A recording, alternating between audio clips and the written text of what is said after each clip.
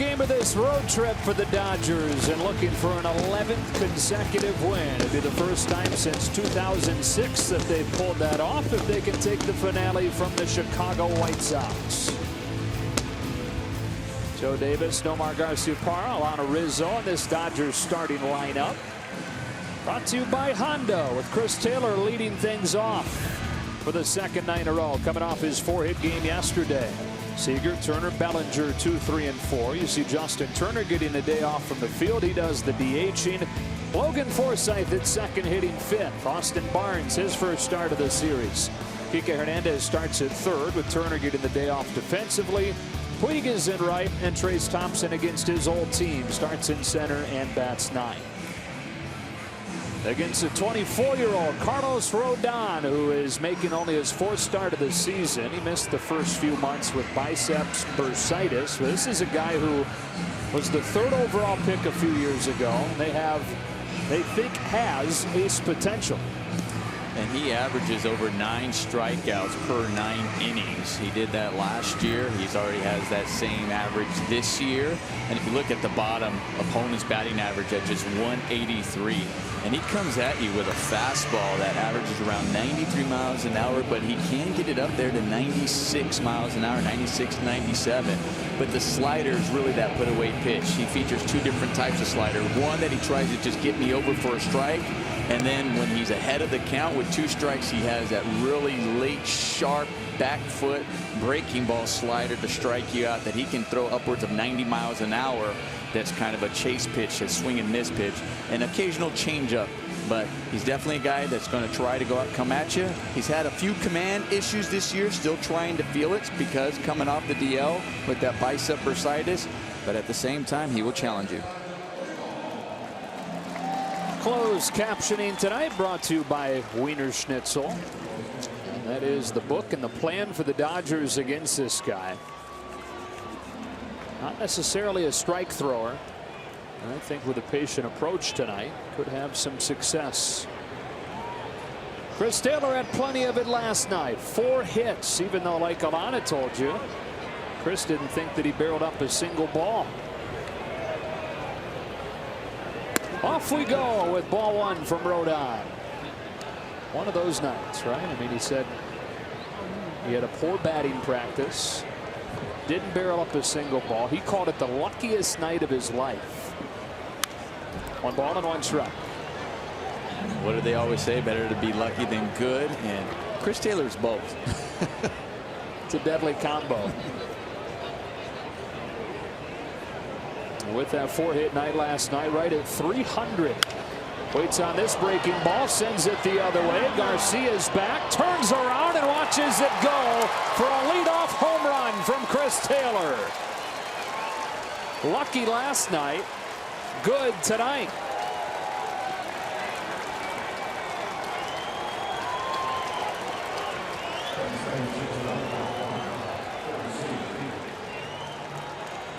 Well, if he didn't barrel one up yesterday, he definitely barreled this one up. I mean, he gets a breaking ball up in the zone. We touched on about Rodon having 2 types of sliders. One just kind of get me over in for a strike, and another one that's harder that he puts you away with. And that was the get me over with. And early on, Seager's not wasting any time. First pitch swinging, going the other way as well. One of the best in baseball at attacking that first pitch. And after the Taylor homer, a single for Seager.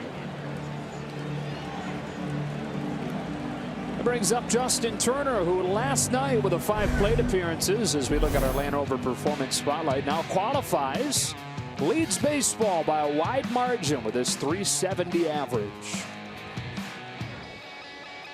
I mean, we were just waiting for that yesterday. Like, get that 5th plate appearance, right? So we can finally say that you officially lead the league in hitting. And it happened.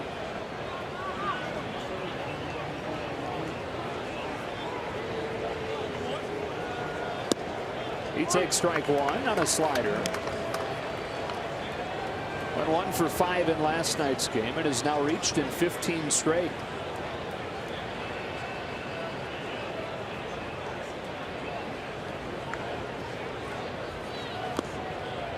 Foul tip, 0-2.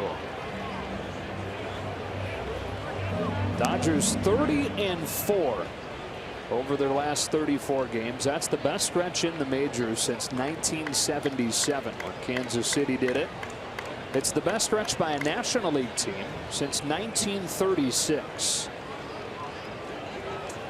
The New York Giants had a stretch like this. It's inside, and it's 1-2. Chris Taylor with his 11th home run of the year. Had just one over his first few years in the majors. Talk about it nightly because he forces our hand to talk about it nightly. He's changed his career with that swing change. 2-2 on Turner. And what's impressive about Chris Taylor is that he wasn't known for his power. And he talked about that swing change, but it's also just created power all over the field because his home runs haven't been to just one area. He hasn't pulled everything. We have seen him go the other way, just like we saw him today. Turner hits a high fly ball to right center. Garcia, 1 out.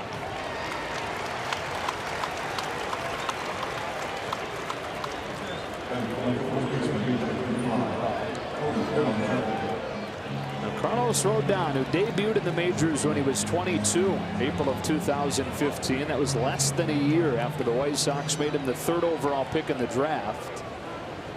Had a good rookie season last year, right around league average as far as the numbers go. Just trying to settle into things after missing the first few months this year. Cody Bellinger takes ball 1. We were talking over the weekend about the All-Star break coming at a bad time or a good time, depending on how it's going. Well, for Rodon, he said it was a really bad time. He makes 3 starts, finally gets into the swing of things, and then has to wait 9 days. 2-0. And we even heard Kershaw talk about that yesterday. Kershaw's outing, it's so funny. We talk about nitpicking with these Dodgers. Goes 7 scoreless. But he even said he felt rusty because he had 9 days between his starts.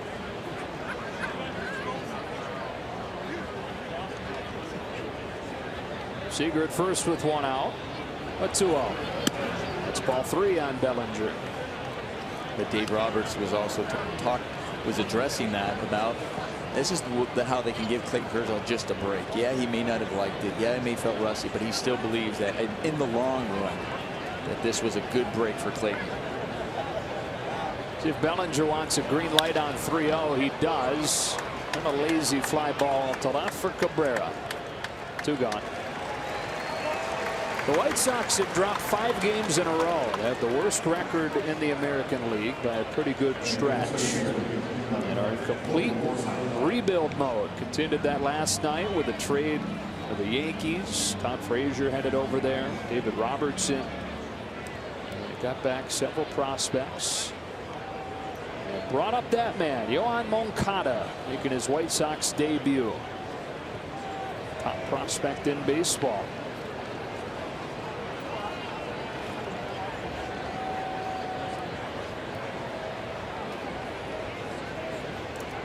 With 2 outs, Logan Forsythe.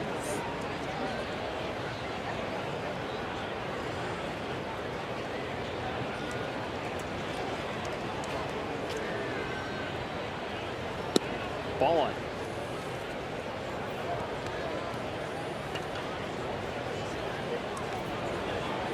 Forsythe reached 3 times last night, had a base hit, walked twice. That was not the problem for this offense. They had 9 hits and 6 walks. The problem was bringing them in. 2-0. And you don't expect to go 1 for 10 with runners in scoring position and win. No, and also leaving 11 men on base. But you win because you have a guy by the name of Clayton Kershaw on the mound for your team, and then you have a guy like Kenley Jansen that can close the game out. Even in the day that Clayton Kershaw said he felt rusty, he still goes 7 innings, no earned runs. 14th consecutive Dodger win in a Kershaw start back to the beginning of May. And I guarantee you, you talk to Clayton Kershaw, that's all he cares about. Yeah. think that was, I know he had 14 starts, but I think he's 11-0 now in those 14 starts. But he's like, no, the fact that our team won all those 14 games is what he cares about. A 2-0. Strike one. Final game of this trip, then home for a 10-game homestand. Dodgers have lost one home game over the last 6 weeks. The 2-1 makes it 3-1. Good take. The one thing, if you look at it as a hitter, you're doing your scouting report. Nearly 90% of the time, Rodon, when he's behind in the count, comes at you with a fastball. Let's see if he does that here with 3-1.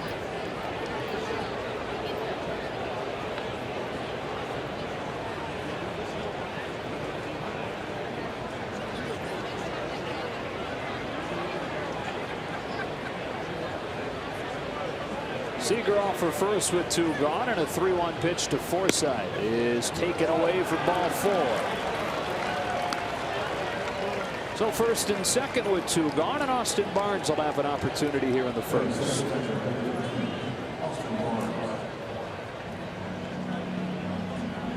Started on Sunday and now starts game 2 of this series. Be hard pressed to find a catcher, a backup catcher, having this good of an offensive season anywhere else in baseball. So that average on the road at the bottom there for the course of this season, coming in batting .288, but a non-base percentage near .400. So he has been finding a way to get on.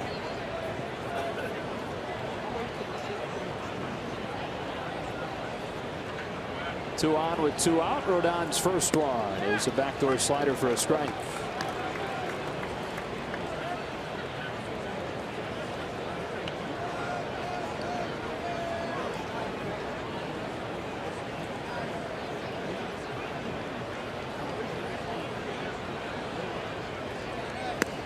This time he goes to the back foot with it, and it's 0-2.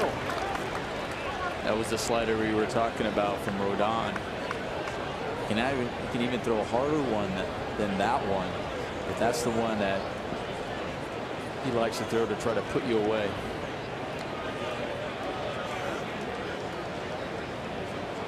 Here comes with an 0-2.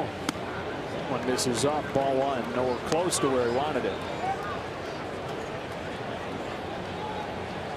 Kind of a snapshot of where he's at right now, these 3 pitches. Slider can be filthy, but sometimes he just doesn't know where it's going.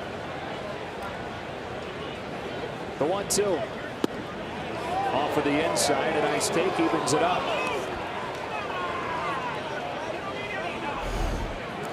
We have a look at the Audi pitch cast where that pitch was located. It was definitely in. Austin Barnes swings and misses. Went back to the back foot slider and spotted it this time. But the Dodgers waste no time. A leadoff homer from Chris Taylor gives Kenta Maeda a 1-0 lead.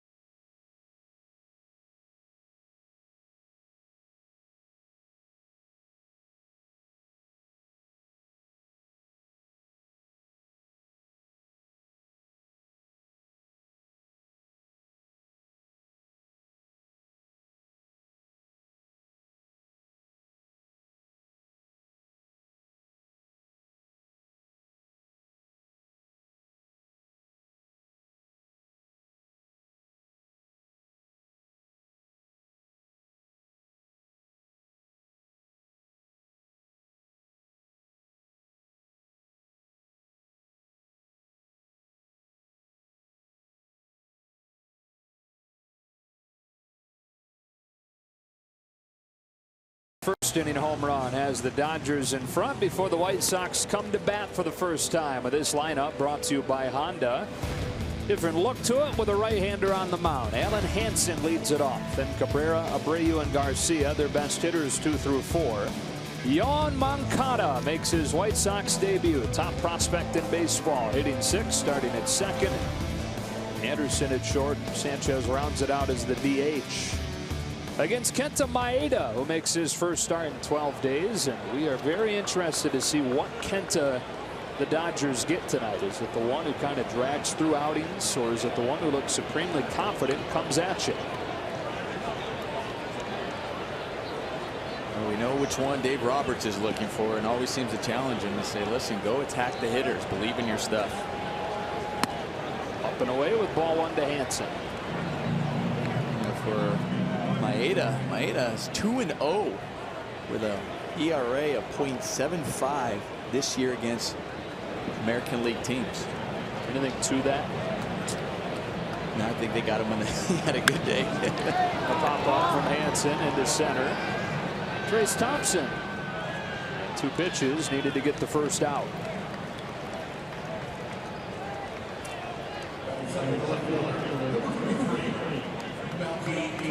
And his last start in the first half came against Kansas City. Held him to a run over 5 innings, but needed 86 pitches to get through those 5 innings. Home run came in the first. He's trying to get off to a better start than he did, set a better tone than he did that last time.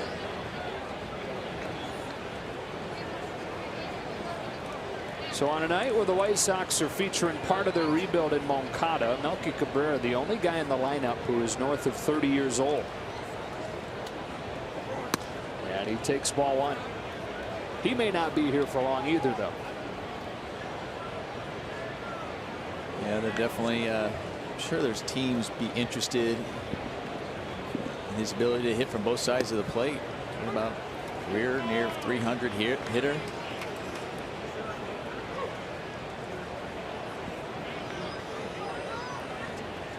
13th major league year, 6 different teams that he's been with. And on this 1-1, he golfs one to deep right, sending Puig back.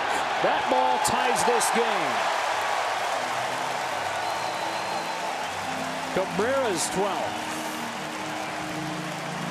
Both sides with a solo shot in the first inning.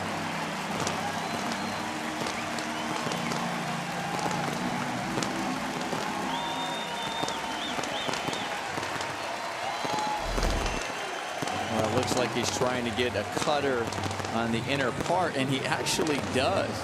I mean, talk about the game just being a game of inches. He hits the area that he wanted, but he doesn't hit the spot, the glove. You saw Austin Barnes wanted it up and in. Get it down just a little bit, especially off lefties. They're able to get the barrel to it and keep that fair. Jose Abreu looks at ball 1. The White Sox have their first run of this series after the 1-0 Dodger win last night. And now have one of their top hitters, one of the top hitters in the American League, standing in. He drills one to right center. Puig looks up at this one and makes the catch on the edge of the track. We'll also see from Maeda. We were talking about attacking hitters. In some of the games where he's not, it seems like he'll slow down, where he's just not as sure of himself or as confident at the pitches he's about to throw. And let's hope that after that home run, that doesn't start getting into his head and he starts stressing about it, because it wasn't a real bad pitch as far as the location when you're looking. If you're going to miss, you kind of almost missed off the plate. It wasn't that bad. It was just, the elevation of it wanted just a little bit up, but it wasn't that bad, so don't let that ruin it. It was a good job by Melky Cabrera to barrel that up. So you tip your cap, yeah, and try to move on. Avisail Garcia, lone all-star for the White Sox, takes the ball. Easier to do that when you're having success, though. It's a catch-22. Most definitely. And we were just talking about it. His last couple of outings. His last outing, he got a victory, went out there, pitched against Kansas City. And you were asking about the American League. The other one was against the Angels. He went 7 innings in that game. And he had a really good, didn't allow a run in those 7 innings, but it was also coming off after coming out of the bullpen. Off his glove, and that gives Corey Seager a chance. Wide throw pulled in by Bellinger. Inning over. Solo shot from Taylor in the top of the inning. Cabrera responds with one of his own in the bottom half.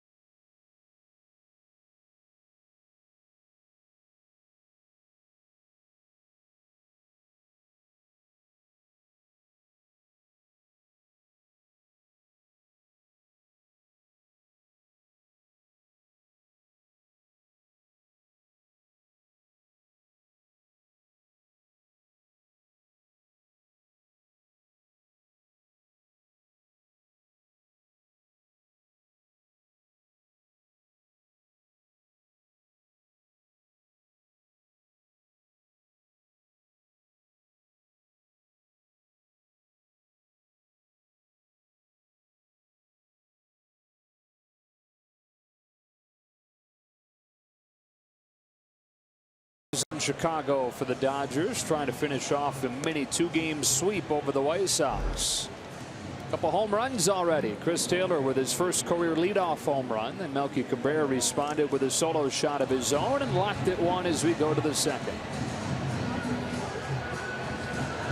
Bottom third of the order for the Dodgers. Kiké Hernandez to lead it off. We talked yesterday about a really relatively poor round of batting practice for Chris Taylor. Kiké today had a very impressive batting practice. Ball really flying off his bat. Rodon's first pitch of the second is inside, ball 1. Kiké trying to break out of the slump. You saw a moment ago 1 for 20 here in July. High drive left field. Forget about this one for Kiké Hernandez. A skyscraping home run. And the Dodgers, just like that, jump back in front.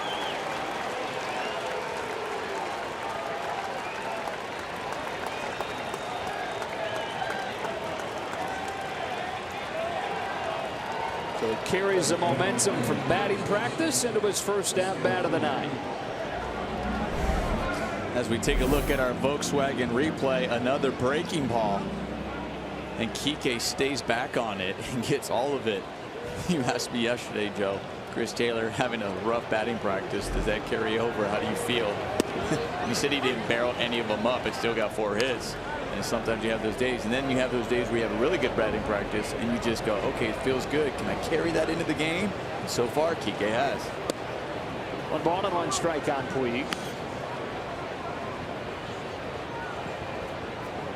Majestic fly. A 2-1 Dodger lead. All solo home runs accounting for the scoring so far. Just an interesting one. So right now the Dodger hitters are 3 for 3 versus Rodon when he's in the windup.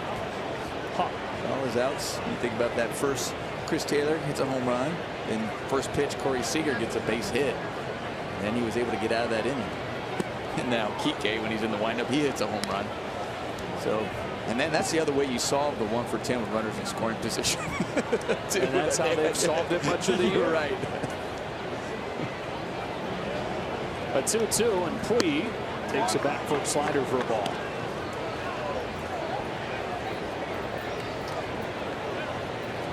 4 in the opener last night.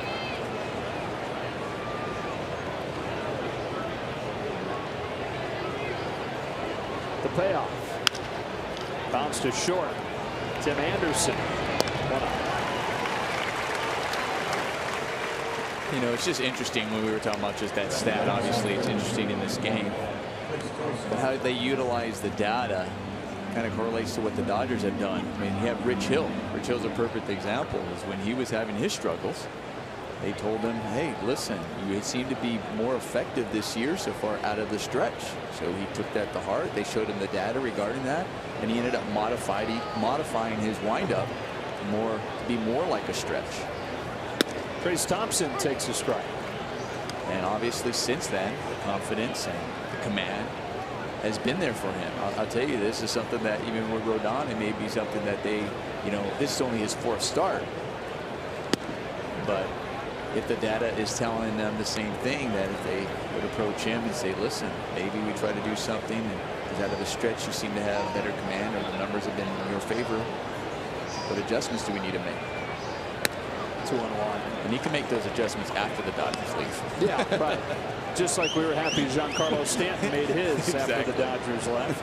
Hit 9 home runs Monday, one day after the Dodgers left. Not really, but he did hit 2.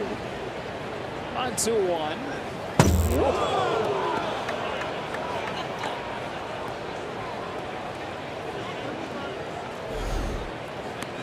Where does PitchCast have this one? Just a bit outside. It's impressive. PitchCast registered it.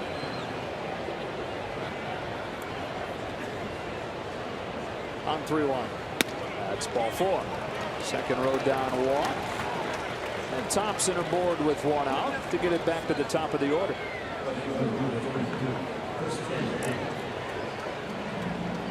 Chris Taylor 5 for 6 in this series now with the leadoff home run in the 1st inning. 4th time the Dodgers have accomplished that this year.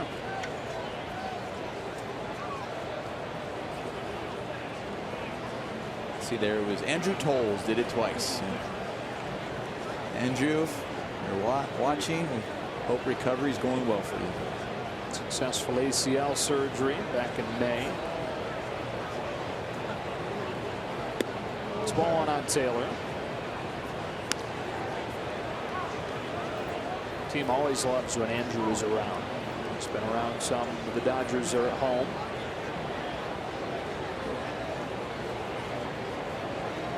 They'll love having him back next year. Good lead at first for Thompson as Rodon pitches 1-0. That's in there, 1-1.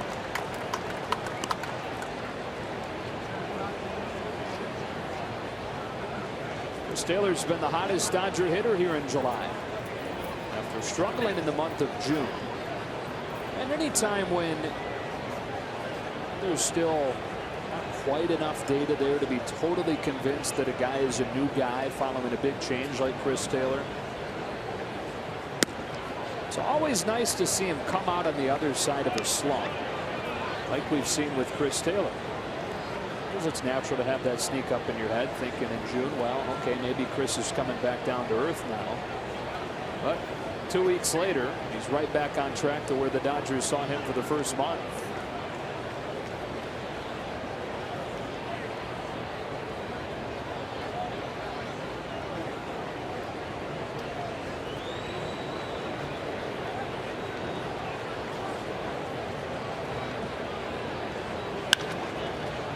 And to me, it's not surprising, especially after talking to Turner Ward about Chris Taylor.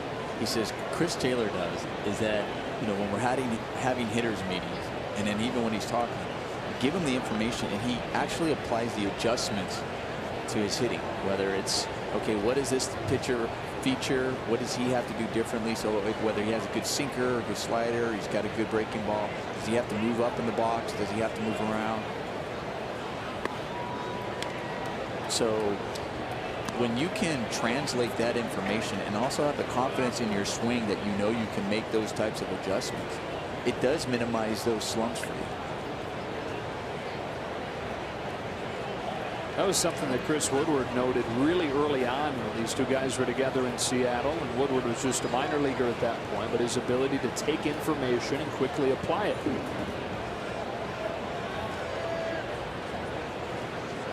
Taylor's very first spring training down there. Woodward coaching all the minor league infielders, and had a session about reading the count, reading the situation to decide where to shade and where to take the step when the pitch is thrown. And that day at the game, Chris Taylor was the only one of the bunch every pitch that was doing it. He strikes out here. Rodon has his second. 2 out.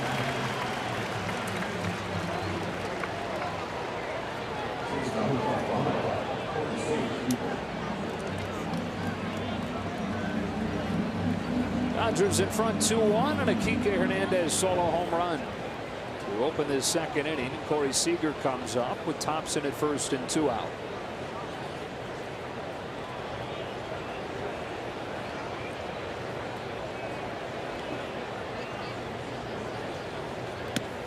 Ball 1.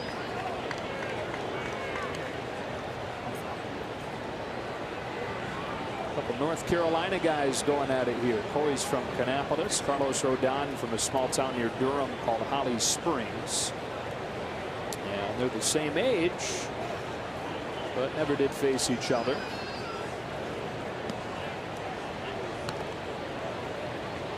Seager was following Rodon's exploits, though, at NC State, where he was an All-American. Fastball touched 100 while he was there. 1 ball and 1 strike. He broke a lot of records while he was at NC State as a freshman. He was 9-0 as a freshman. Had an NC State record for strikeouts with 135. Sophomore, he broke a single season record for most strikeouts with 184. All-American, Team USA. Took him to the College World, helped take him to the College World Series his sophomore year. Him and Trey Turner. Yes. They were roommates there.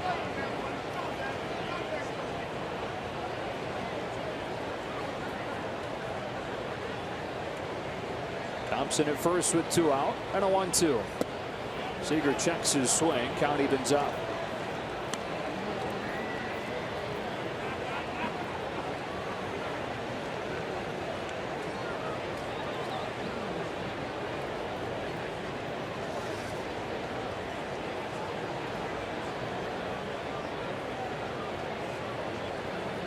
Now the 2-2. Fouled back. Sliders traditionally have given Seager the most problem. Left-handed sliders. And that is Rodon's best pitch.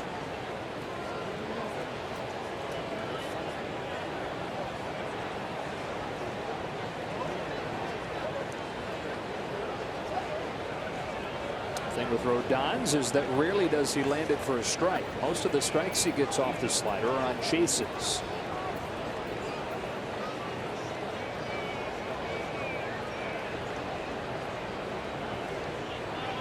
Here's a 2-2 again. And Seager fouls another.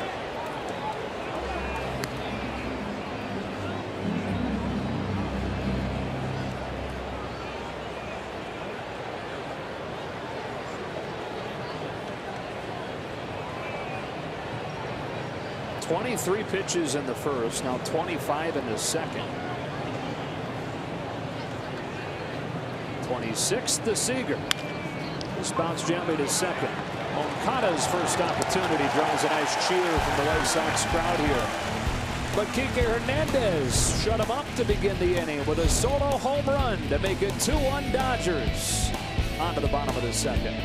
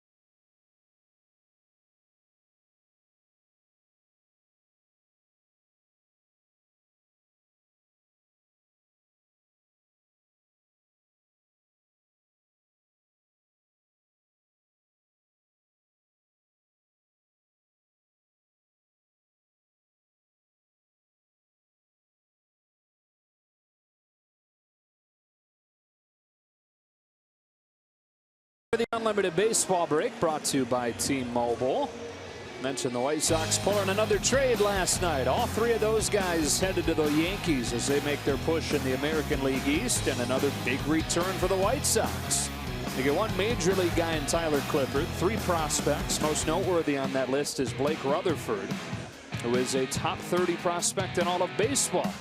So the rich get richer as far as the minor league system goes. Matt Davidson leads off the second and laid in a fastball for Maeda, strike 1. White Sox a year ago at this time had one of the worst systems in baseball. But they traded Sale, they traded Adam Eaton, traded Jose Quintana. Now they've traded a few at once and have taken that poor system and made it the best in baseball. And it's really interesting when you look at it, like how when you look at the names that they traded, those are all solid, great players. And you go, why did they dismantle? Well, they didn't work. They recognized that. A 1-1. Davidson hits it through the middle, base hit into center. Speaking of Davidson, good job. He'll be getting more playing time now that Frazier. He's aboard for Moncada.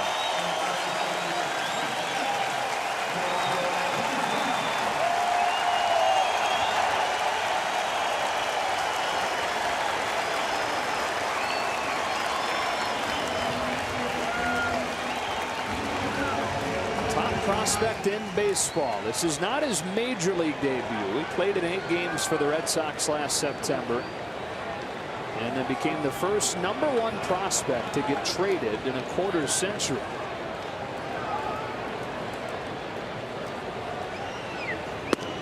Takes a strike.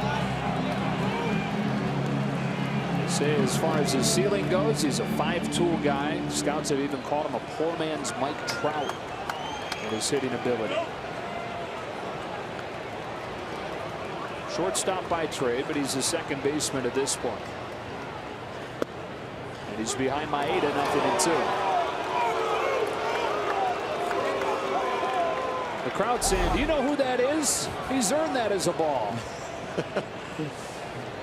They don't have this. They don't have the replay like we do in the angle where that was definitely a strike. 22 years old, out of Cuba. Chokes up with an 0-2 count. Foul tips it off of Barnes' glove.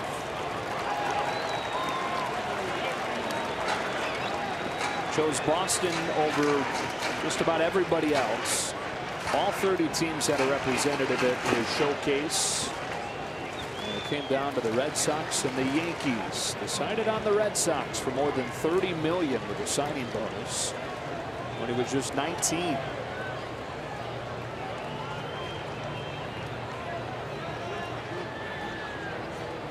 The 0-2. Down and away for a ball. Moncada in Cuba is making $4 a day. And when he saw his first paycheck after signing that deal with Boston, he turned pale and started sweating. Could not believe that was his.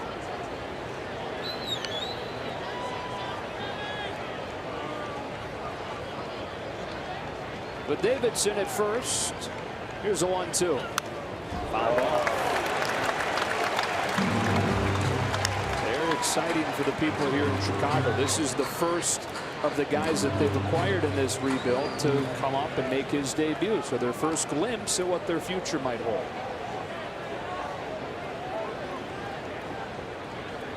They definitely have filled their organization with prospects. There's no question about it. Coming inside this time. Missed. 2-2.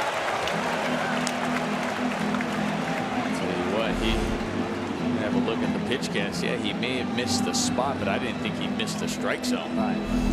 We were talking about that last night. When you reach, you tend to not get the call. Right.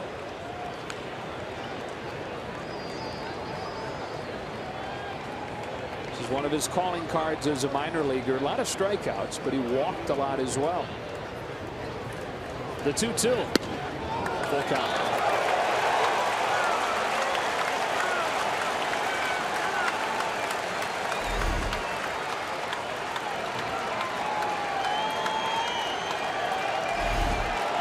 think that one, it was as close as the pitch before. Obviously, pitch catch showed that, but Maeda shook off to throw that fastball.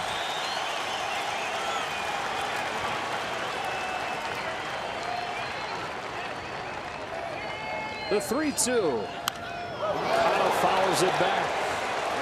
And thrilling these fans here to watch his White Sox debut right now.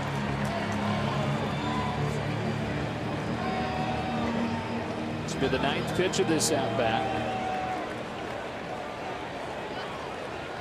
A season where you're 38 and 53, the fans die for moments like this to be able to watch the future. Yohan Moncada Day, they're calling it here. The 9th pitch outside, and he's earned an impressive walk. And he's going to get a standing ovation.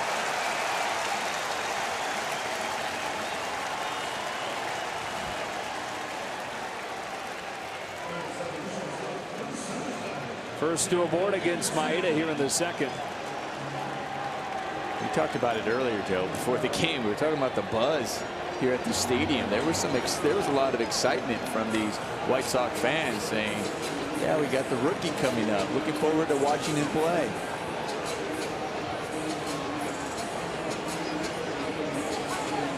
Another one of the youngsters coming up here, Tim Anderson. Different story than Moncada. Anderson was drafted by the White Sox. Debuted last year. And signed the biggest contract anyone's ever signed with less than a year in the bigs. His knees buckled on an off-speed pitch, strike 1. So played in 99 games last year, then signed a $25 million contract. He's under team control through 2024.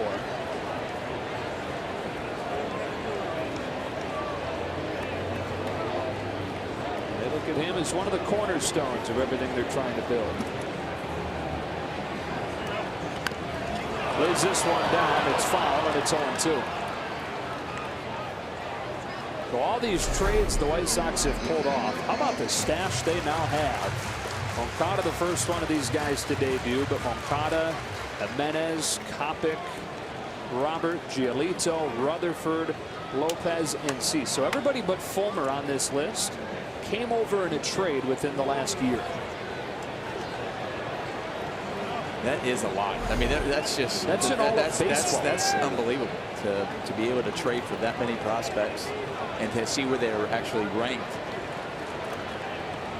It'd definitely be interesting to follow the White Sox over the course of the year, see how many of them actually do make and put on that White Sox uniform. Anderson will try it again with 2 strikes. Firmly at Maeda. They get the out at third and at first. A double play. 1-5-3. And 2 gone here in the 2nd.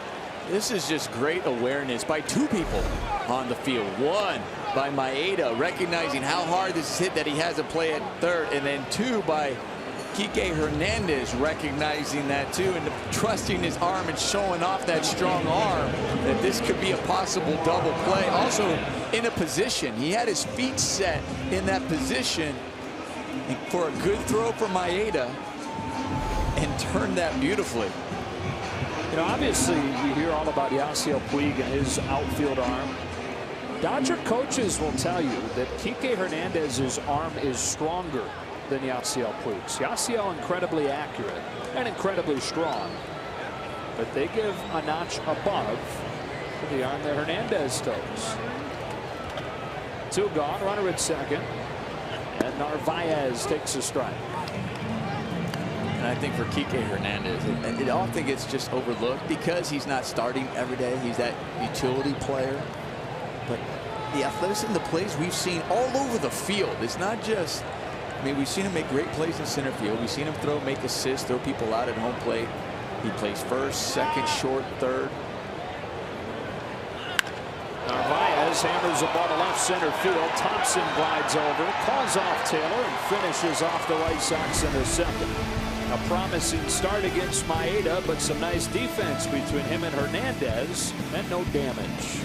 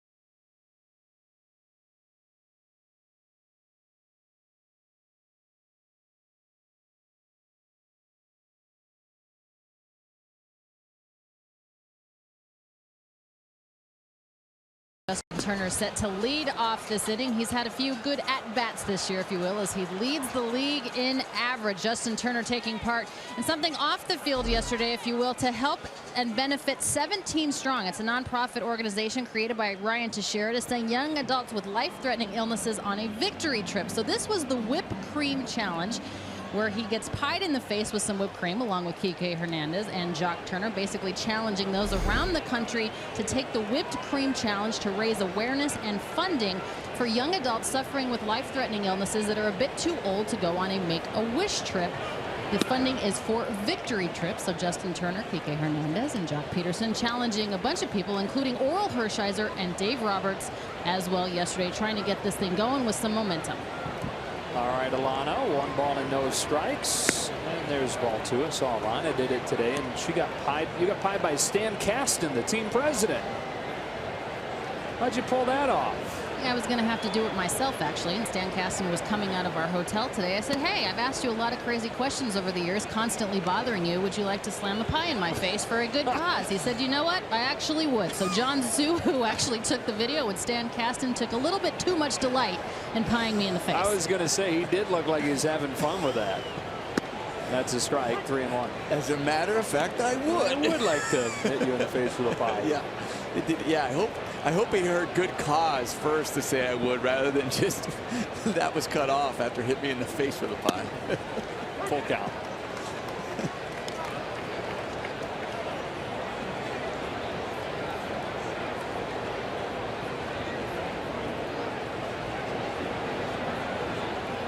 Carlos throw down, reaches into the glove and comes home with a payoff. The Turner hits down the right field line. That'll reach the seats.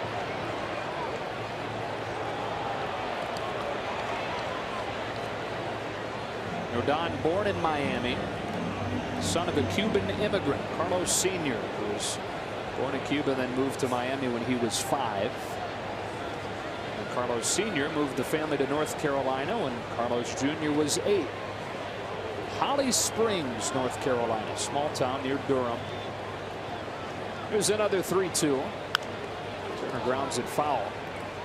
2 favorite things growing up there: baseball and fishing, and competing like crazy at both. Dad said anytime they'd go out and fish, it was always about who could catch the first one and who could catch the biggest fish.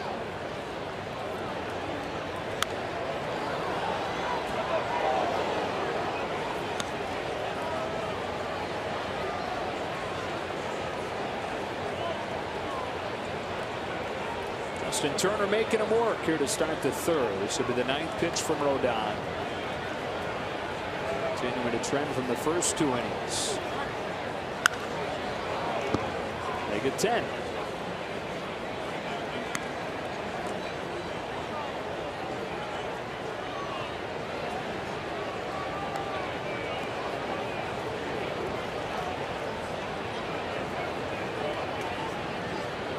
Top 2-strike hitter in baseball. Waits on another 3-2 and takes ball 4 on the 10th pitch of the trip up there. He's got a leadoff walk. And we saw Moncada work a walk like that in that last inning against Maeda. Justin Turner did an excellent job there. He fought off some tough pitches. His slider, that back foot slider, fouled that off a couple of times. Fouled off a fastball. Able to recognize that last slider out of the zone.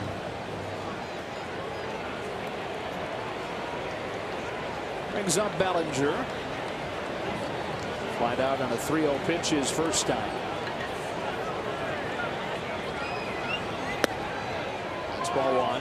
Said last night in his first at bat, had a bit of a hard time seeing.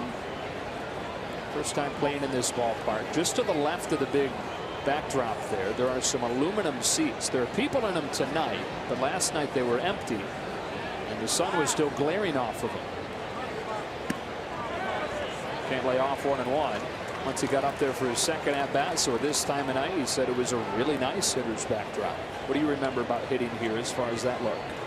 I always thought it was a nice hitter's batter's eye. Never really. This wasn't. You always remember the bad places.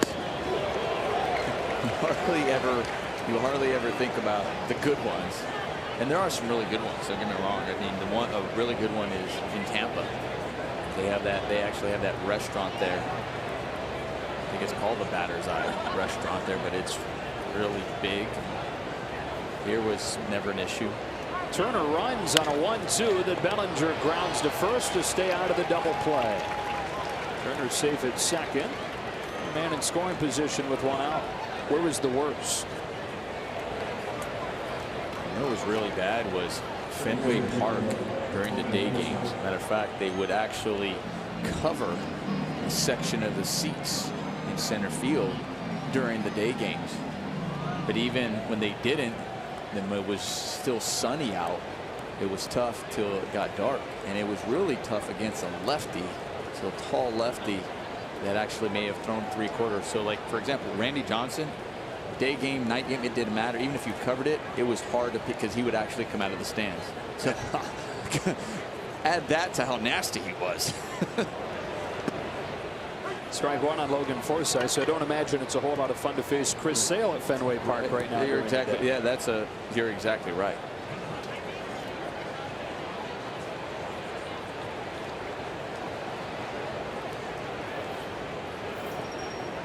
Turner at second with one out. Logan Forsythe takes ball one. His first inning walk has reached in more than half of his plate appearances on this trip.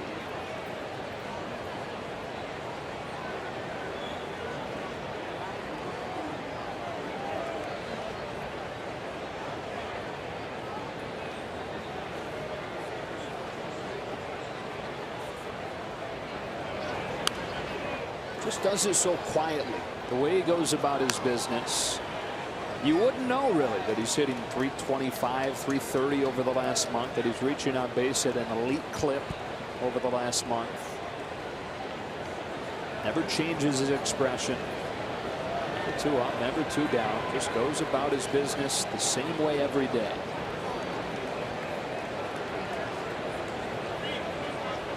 Don brings him a 1-2. That's ball two. And that's what the players and staff just love about him. The staff even talked about it. They said, you know, we know when he was going through a hard time. Even Turner Wolf said, you knew that. I mean, it's obvious, but she was never obvious with him. Strike three call. Top of the zone, inside edge. Open umpire Jeff Kellogg explains that to him. Third K for Rodon.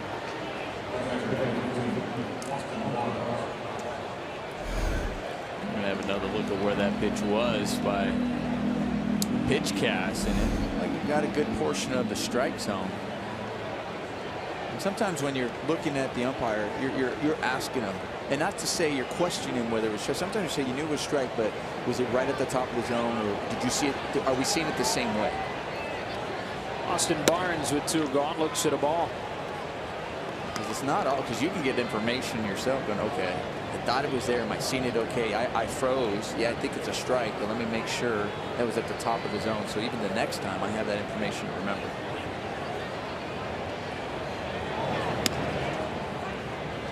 One and one. Austin shooting a little glance over to the Dodger dugout. That wasn't a strike. Turner at second with two out. Barnes behind 1-2. Rodon struck him out his first time on a back foot slider. See what he goes to on this 1-2.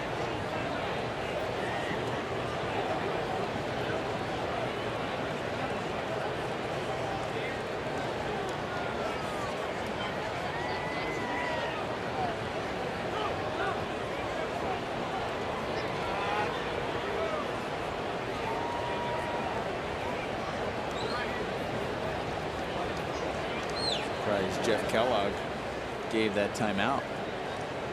Usually the catcher's asking for it. Yeah, he definitely gets it, but that late, the hitter.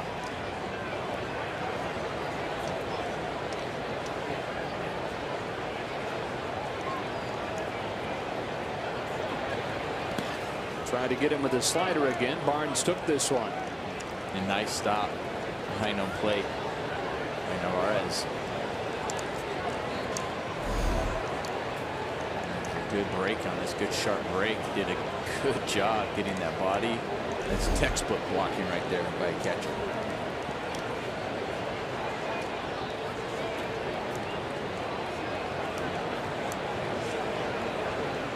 Two-two pitch. Foul back.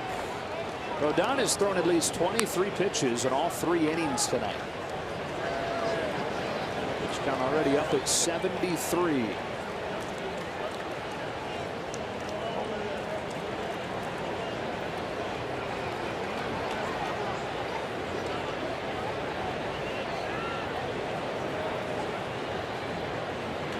With Turner at second and 2 out, Austin Barnes cracks his bat on a soft liner to first. It's caught by Abreu, and the side is retired. Dodgers don't score, but lead it 2-1. This was earlier today, and Stan looks like he's having way too much fun with that. Look at that evil laugh.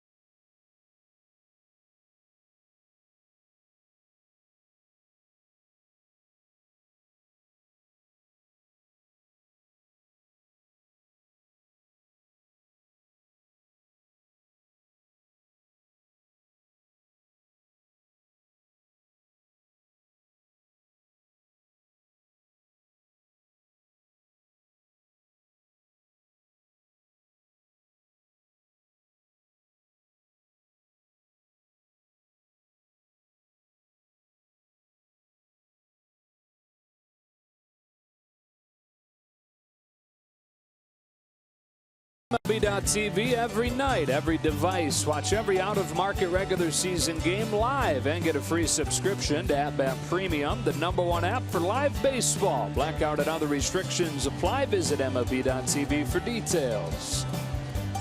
Back in Chicago, final game between these teams this season here. 2 more in Los Angeles coming up in a few weeks.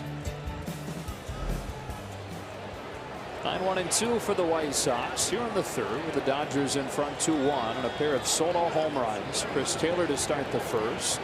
Kiké Hernandez to start the 2nd. Kenta Maeda to Yolmer Sanchez with ball 1.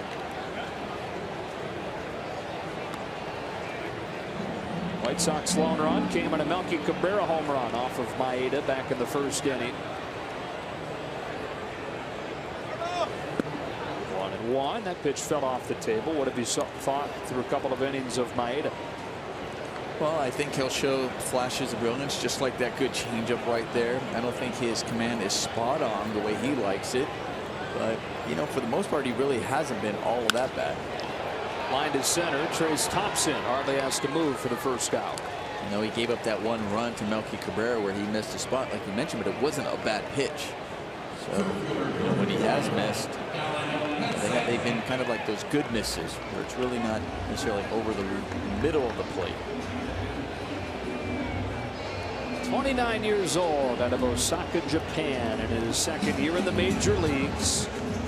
Such a solid rookie season for him. Finished #3 in Rookie of the Year voting. Only Dodger that stayed in the rotation all season.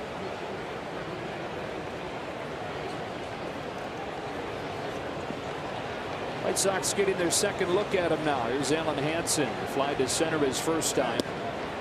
That is strike one. Nice tailing action to that two-seam.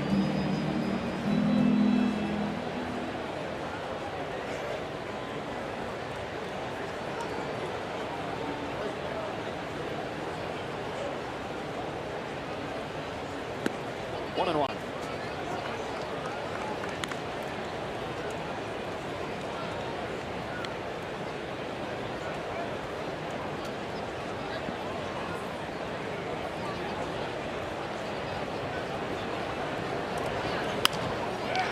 Line drive, base hit to center. One out single for Hansen.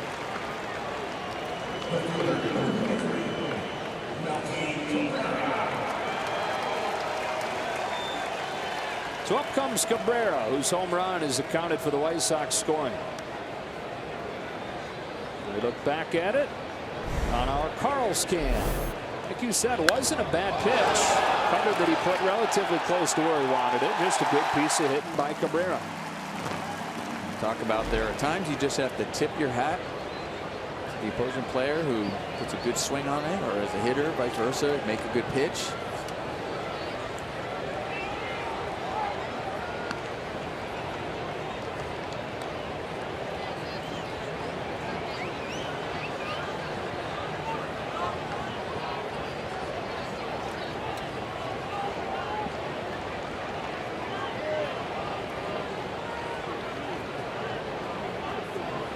Going away with the first one and hit down the left field line foul.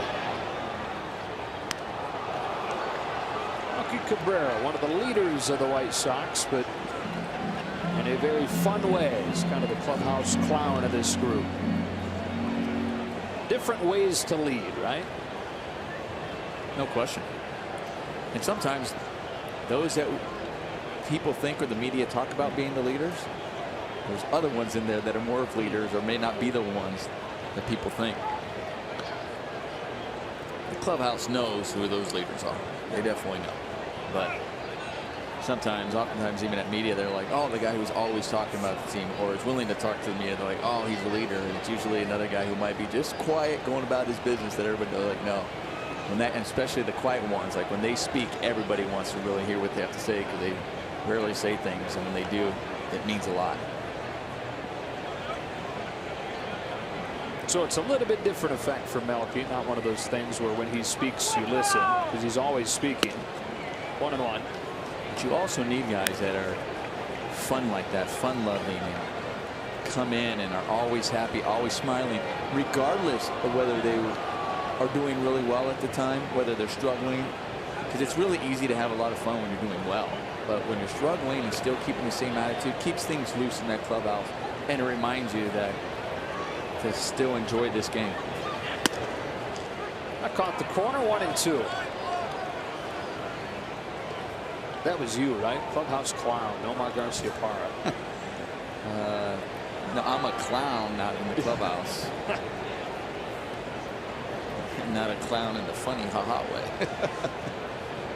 I don't think you're a clown in any way. Definitely not when you were playing.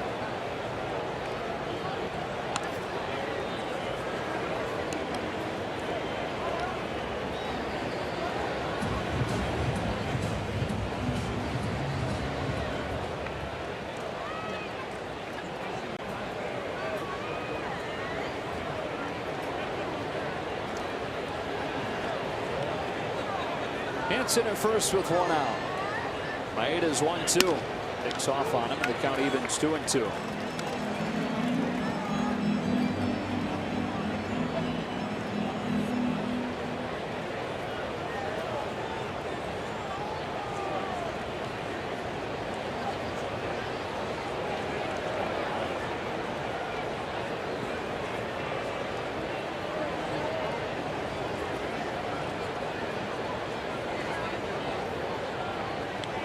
Hansen runs.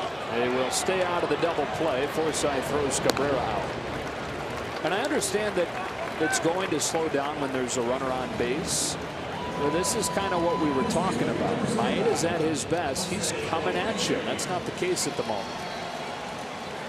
No, even when he's at his best, even if he gets a man on, He definitely comes at you. He has a quicker pace. He shows more confidence.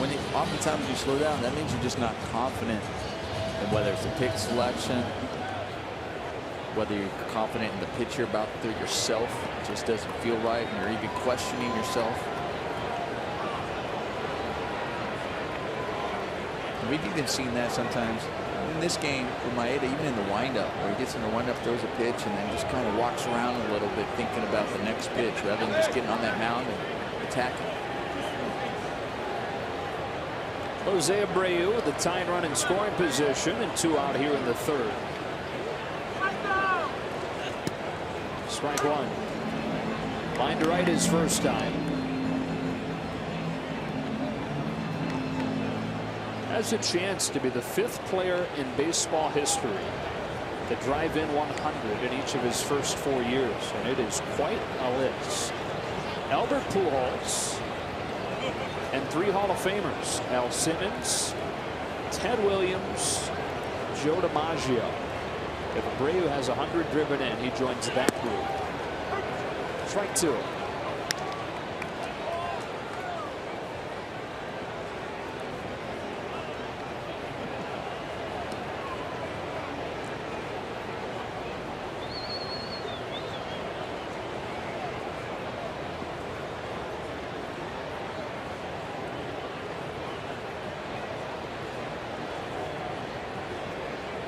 Barnes wants it up. Maeda puts it there for a ball. You fell 2 RBIs short. 98 in your 4th season. Nope, it was in my first season. Oh, in your first season. I had 98 as the leadoff hitter. Shouldn't have been hitting leadoff. I did break a major league record though. The 98 RBIs. Yeah, leadoff hitter. Right. So that was nice. Didn't so last. You had that. It was broken later. Who broke it? Darren Erstad. Abreu smacks it to second, and the scouting report pays off again. Logan Forsythe position in the perfect spot. After 3, the Dodgers by a run.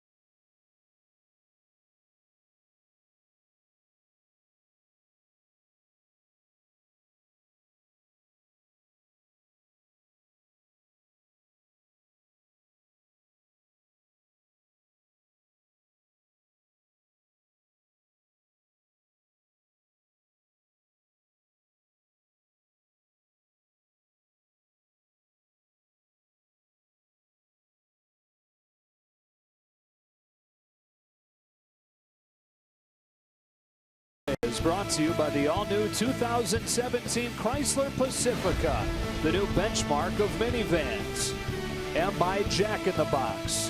Come try the new sweeter spicy barbecue bacon cheeseburger and chicken sandwich. Limited time only. Sandy Koufax had a 5-year run working for NBC once his pitching career finished, and here he is interviewing a White Sox, Hoyt Wilhelm, guy they called Old Sarge. Didn't make his major league debut until he was 29, and was able to remain in the majors until 5 days short of his 50th birthday, right in his knuckleball. So all he threw. Started at 29, finished at 49 in 360 days. Kiké Hernandez takes ball 1.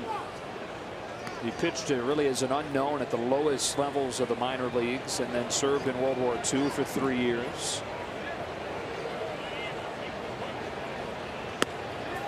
Misses a strike, and it's 1-1. Had a Purple Heart.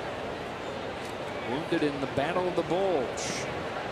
Shrapnel from an artillery blast hit him in the back and on his throwing hand. 2-1. In fact, he played his entire major league career with a piece of metal still stuck in his back from the Battle of the Bulge. 21 seasons. High drive left center field. Kiké Hernandez has done it again.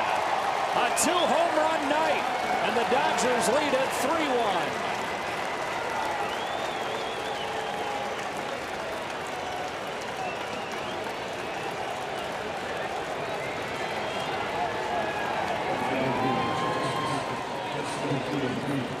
Some nights you just know, I guess. Even a couple hours before the game, you said, man, the ball is really flying tonight. He's homered twice over the first 4 innings. You see that his second career multi-home run game, and you touched on it. His batting practice took a great batting practice, feeling the confidence of BP and carrying that into the game.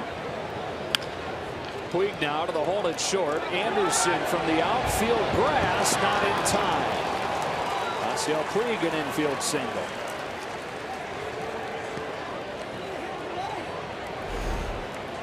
As we have a look at Kiké, this time it was a fastball. The first home run was off a slider that was up. This one was a fastball and over the middle of the plate, did not miss. See, that's all about location. Miss your spots. These big league hitters will not miss it. Hernandez now 10 homers on the year. That's a new career high for him. He was 2 for his previous 28 coming into the night. He's 2 for 2 at 2 homers so far. The man at first and nobody out. Trace Thompson takes a ball.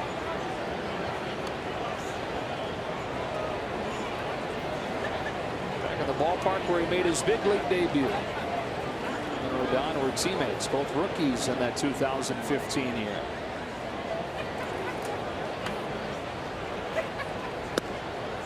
It's a strike. It's 1-1.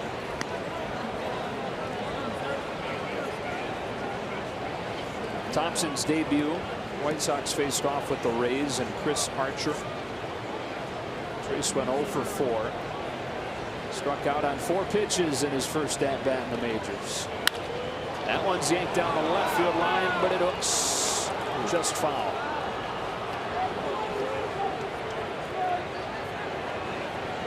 Trace seemed to be pretty sure that that thing was going to go foul, and it didn't land foul by too much. Might have been just a foot foul. Now we saw that one. I mean, the way his reaction, I was like, oh, that was way foul. And then I was following the ball, and I was like, wow, that was just foul.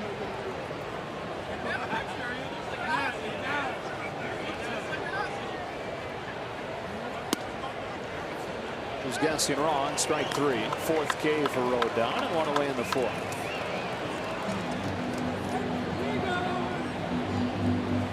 His action in the White Sox bullpen. Rodon already at 83 pitches, having allowed the 3 home runs. He's walked 3. The Dodgers have worked a lot of deep counts against him. So Chris Beck starts to get ready.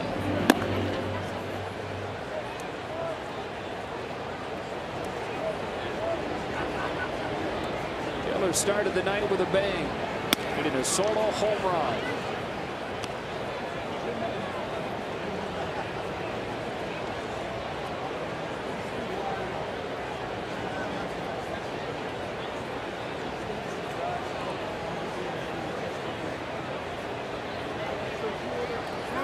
Puig runs, throw down to second, not in time, and a stolen base for Puig.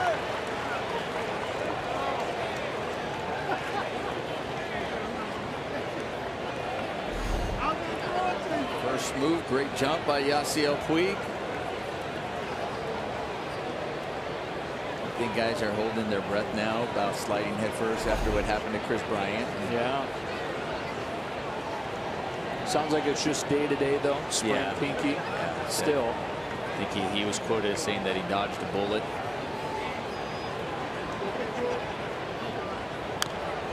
0-2. Mike Trout injured his thumb earlier, wrist. Dave Roberts, I think they were asking Dave Roberts about that. Would he prefer? He was touching on it. He was saying, and it's true. It's just sometimes it's instinct.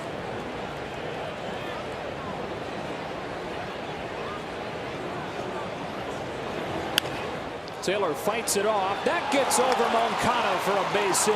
They're going to test the arm of Hansen. His throw to the plate gets Puig by a mile.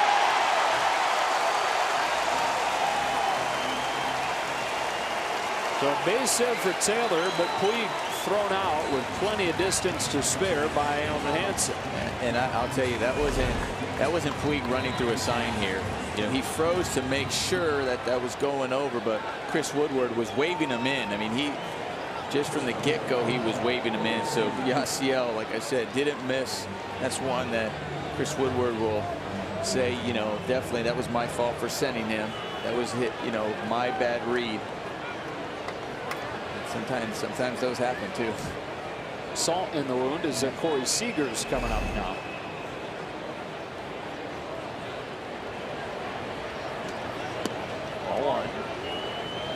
I think the best third base coaches are like the best umpires, and that they're the ones you don't notice. Rarely do we notice Chris Woodward. So that is a rare one that I'd probably tell you he would take back. On a strike on Seager. That's an excellent point. You're right. The good ones are the ones you don't notice over there.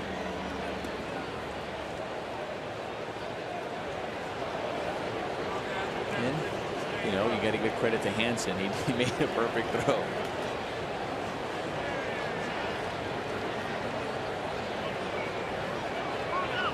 Taylor runs and Seager hits it foul. One that's hard. One, you already have one strike on you. Two, it's harder as a lefty to recognize the jump they get at first base. So right-hander a lot easier to recognize that good jump that Chris Taylor had that base stolen easy.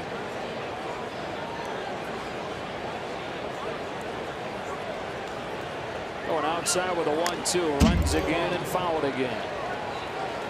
Rodon touching 97 that time. Hardest one we've seen him throw as he crosses the 90 pitch threshold.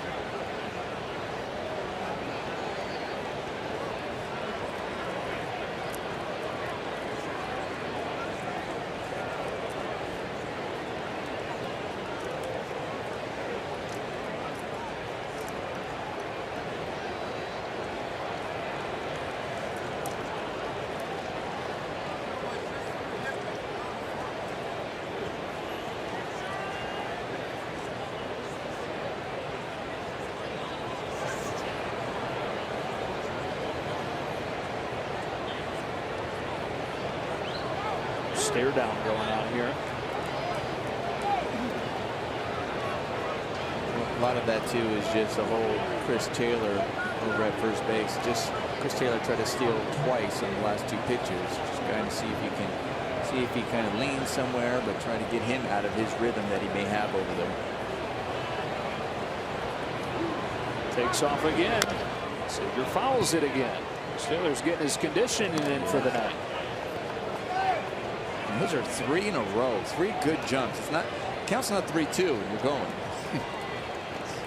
If he sees something or notices something, tell them that, hey, I can go here. I will say this: if there's something to see or something to notice, Chris Taylor's noticed it.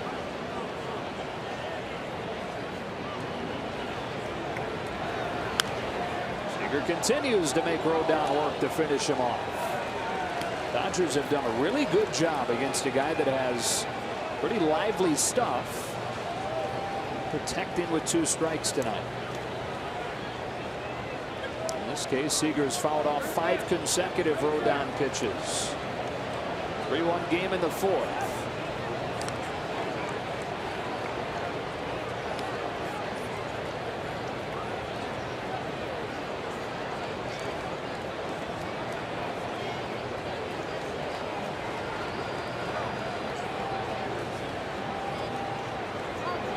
With a fastball, and Seager turns it around to deep left center field. Cabrera's back. It is gone. The byproduct of an incredible at-bat from Corey Seager is an opposite field two-run home run.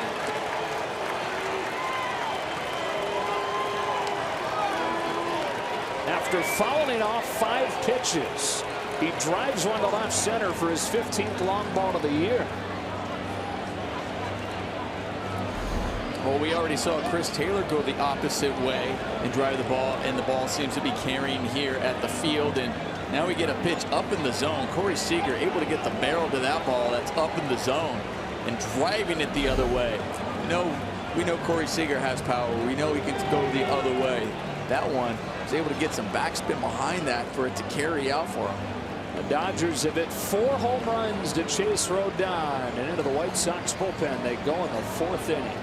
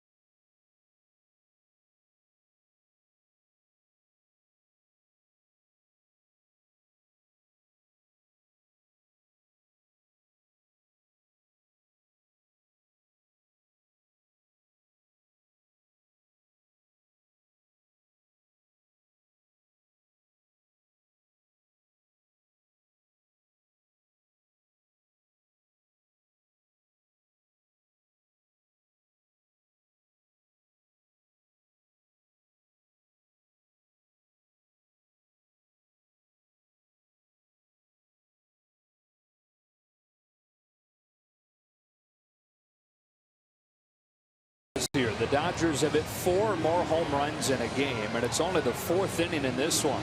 2 from that man, Kiké Hernandez, 1 from Corey Seager, 1 from Chris Taylor.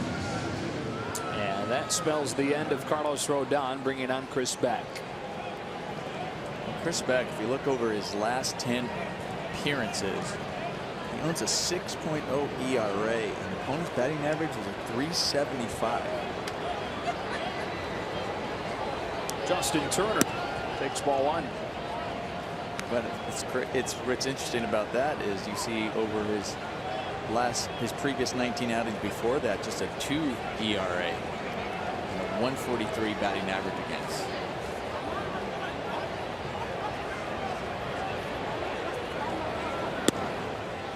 That's in there, and it's 1-1. Bullpen's been pretty good for the White Sox. Rotation has been the issue. Injuries and underperformance, and now their top pitcher Jose Quintana pitching on the other side of town. 1-2.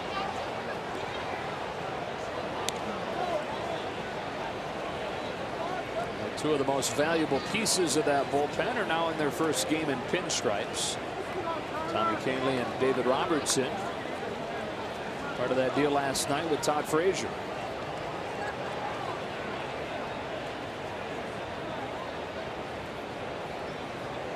Back to Turner with a 1-2. It's taken outside. 2 balls, 2 strikes.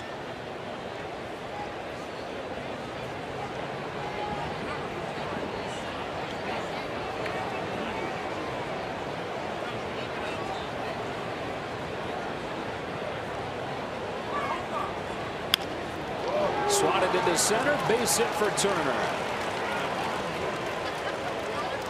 Walking a single for him tonight. The inning kept alive for Cody Bellinger.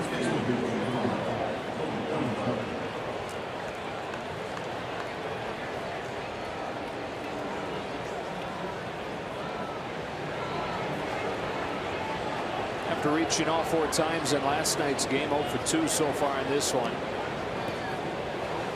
Probably count him as somebody who's happy to see Rodon gone. He's He's proven to hit lefties pretty well this year. Can't be fun facing a slider from the left side. Now looks at a righty and Chris Beck. Buzzes the tower, ball one.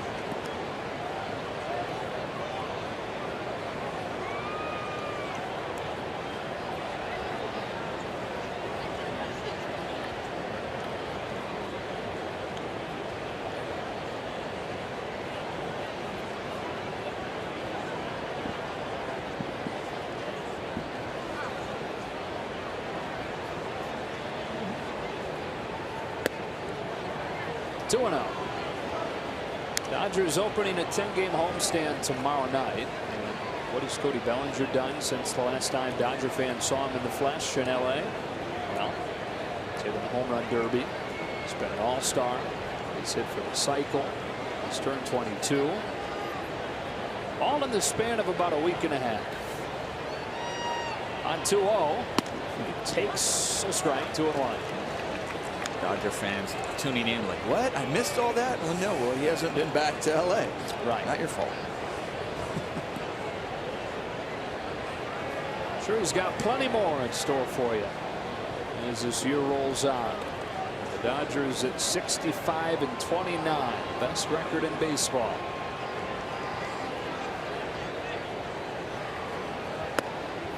Three and one.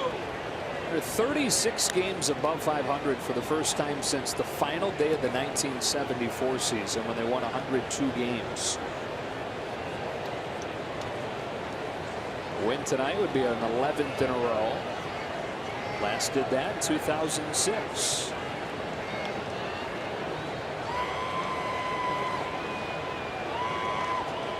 The list goes on. You know, I feel like I'm just like regurgitating encyclopedia of facts, and you hate doing that. We try to sift through it, but there are so many really good little nuggets that you feel like you're selling them short if you leave out a couple. Capture how historic this run is. Got to be careful on a 3-1 to Bellinger. 3-2. And there are times as hitters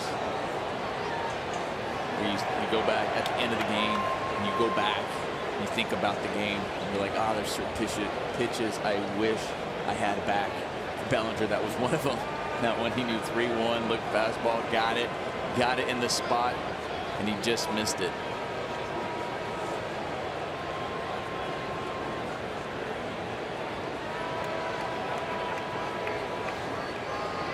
Two homers, two singles in the inning. Dodgers with a 5-1 lead over the White Sox, trying to sweep this series. Turner will run. The payoff pitch is swung on and missed for strike 3.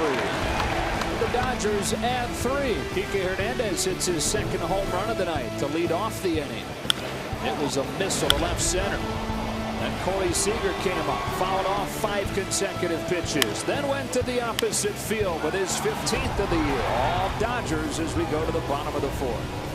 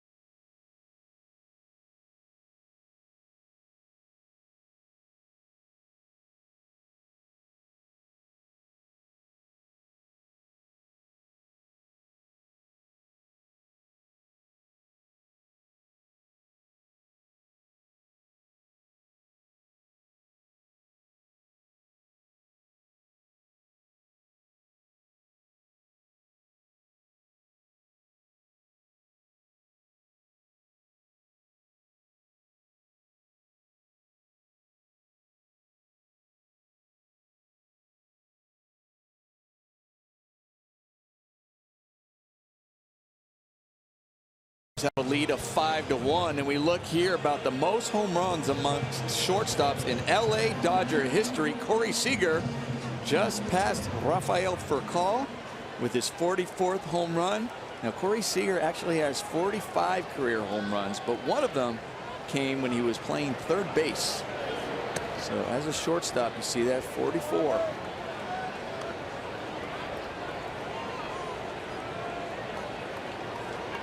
And that is the all-time LA Dodger list. And that, can I just be Captain Obvious? That it's going to keep going up. Yeah.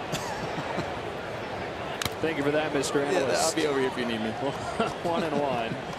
The all-time leader among shortstops for the Dodgers when you include the Brooklyn days, Pee Wee Reese, at 122.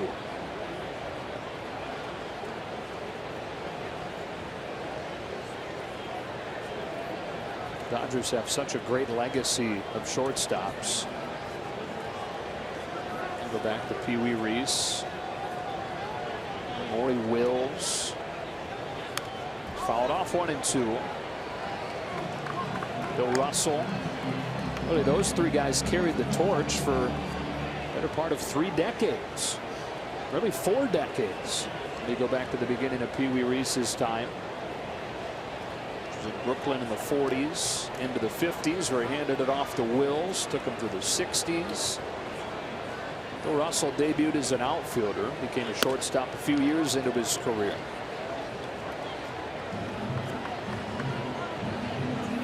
I guess it's more like 45 years. Those 3 guys were pretty much the 3 that handled short for this organization. Abisail Garcia leading off the 4th inning for the White Sox in a 5-1 game. A 2-2 from Maeda. Swings wildly and misses at a slider that was low and away for strike 3.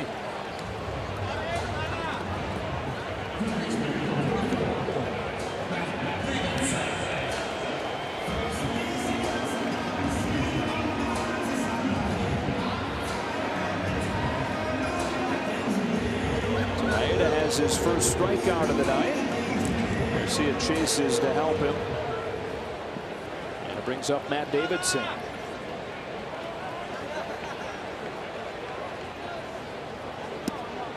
Matt Davidson made his major league debut with the Diamondbacks in 2013. It's a highly touted prospect, but then spent the next 2 years in AAA without playing a major league game. 2-0.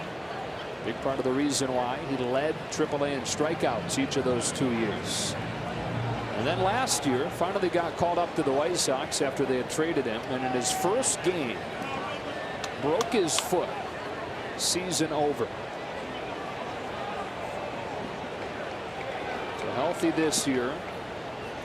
First chance to be an everyday guy, mostly as the DH, but now be as a third baseman, as you talked about, with Todd Frazier getting dealt to New York. 3-0.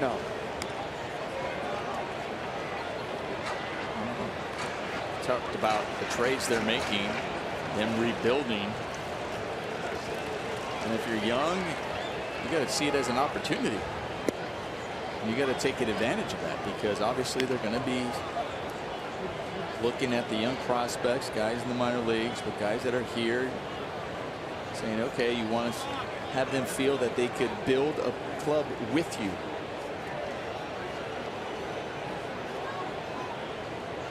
Davidson has good power, and on 3-1 he shoves one down the right field line, peeling towards the pole, and foul. It's a full count.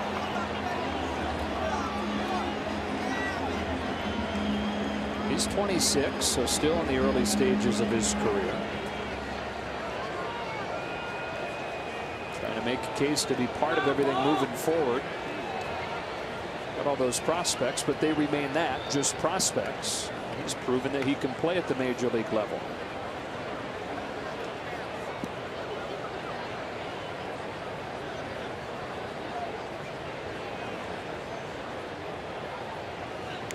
Foul tipped into the mid, strike 3. Maeda comes back from down 3-0 to get his second consecutive strikeout. And up comes Moncada.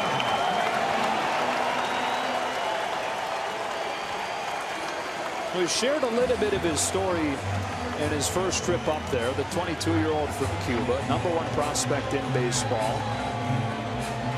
It is something out of a movie, the way he got to the United States. Not normally how it's out of a movie for a Cuban player, because you see so many, hear so many harrowing defection stories. He actually came over legally. So he was at an international tournament, met a woman who worked at an agency that helped Cuban players gain U.S. residency once they got over. And that relationship kind of went to another level.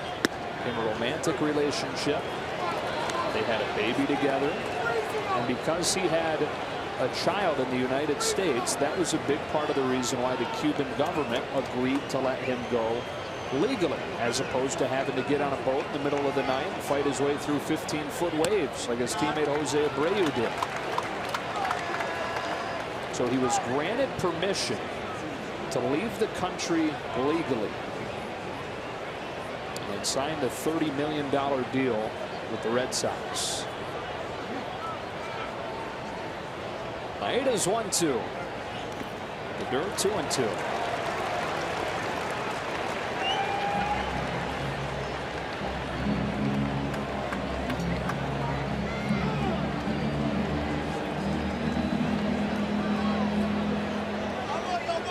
Just watching Maeda right now.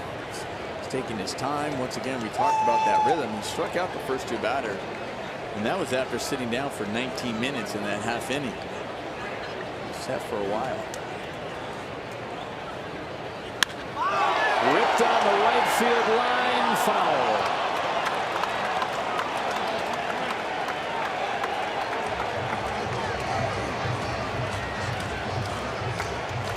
There are fans holding up Twinkies because Yohan Moncada loves Twinkies. Who doesn't? Well, I'm talking like okay. a different level of love of Twinkies. Okay. Legend has it that he once ate 225 Twinkies in 1 week. I swear to God.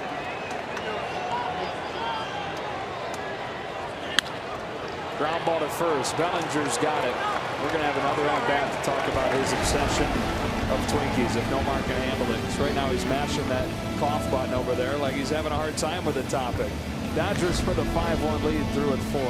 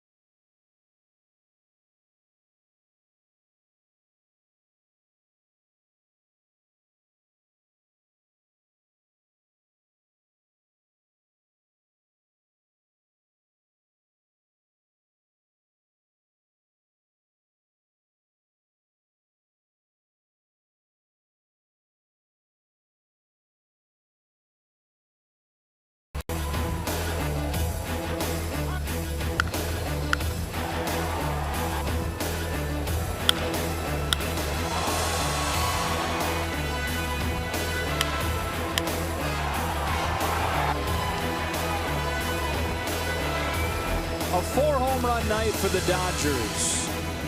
Chris Taylor gave us a sign of things to come when he started the game with 1. Kiké Hernandez then hit 2. Corey Seager hit 1 of his own. Renteria coming out along with the training staff, with Chris Beck having just completed his warm-up tosses. He says he's good. And it was just manicuring the mound, a landing spot. Renteria saying, "You better not be lying to me."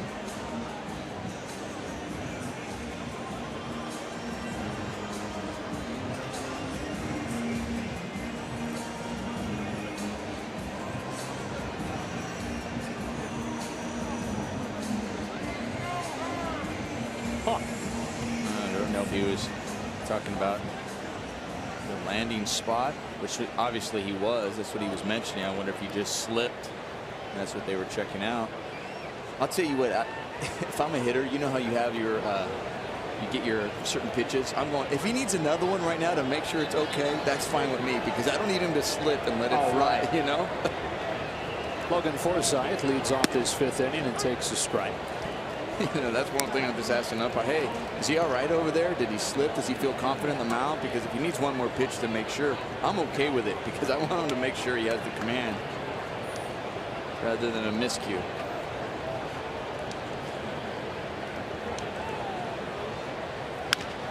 Ground ball, Tim Anderson. Wow. Well, some hitters have talked about being okay with there being a pine tar stick out there for pitchers to make sure that they have a good grip for that same reason. You don't want a guy to be worried about where the ball's going, not being able to grip the ball right. Yeah, that's, you know, obviously you can't put anything on the ball. That's a rule. And you often hear pitchers say, you know, they find ways to get some sort of tact. I mean, that's what the rosin bag is allowed, right, behind home plate. I mean, behind the pitcher's mound. So you are allowed to use that. But yeah, there are times, especially some of these guys who are throwing 98 miles an hour, I don't want it to slip out of their hand. Austin Barnes takes a strike. You're telling me that the pine tar helps. You know, what it is to me, it's when they put substance that allows the ball to do something unusual compared to you trying to get a grip. That's a little bit different, such as slipping out of your fingers.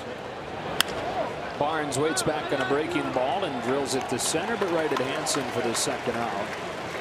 Brings up Kiké Hernandez, our top tier plays of the game, brought to you by Arco, and his 2 home runs tonight.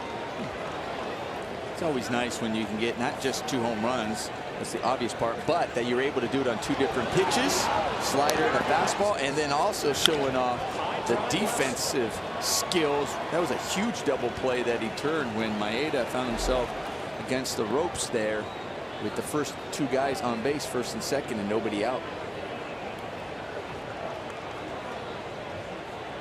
The base is empty and 2 gone. He hits a hard ground ball to short. And that is a very quick inning for Chris Beck. 5 pitches. Mountain must have been just fine.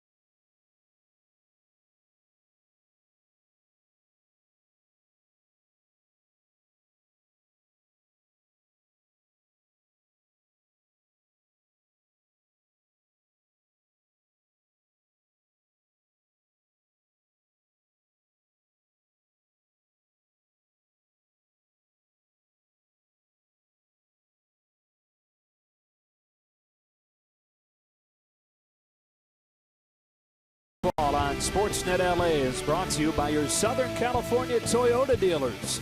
Get the Toyota truck of your dreams at Toyota's Summer Drive Sales Event.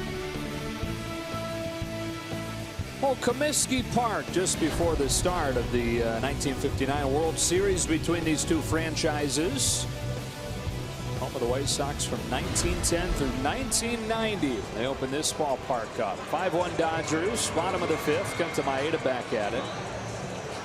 They called this New Comiskey initially. A lot of people still refer to it as Comiskey Park. In fact, the trains that bring you here to Guaranteed Rate Field, as it's now known, they say next stop Comiskey Park. Tim Anderson, in the first pitch that he sees, rolls it to Kiké Hernandez for the first out of the fifth. Some things shouldn't change, right? I mean, the train, it'd be weird if the train pulled up and said this stop Guaranteed Rate Field. Yeah, leave it at Comiskey. Yeah.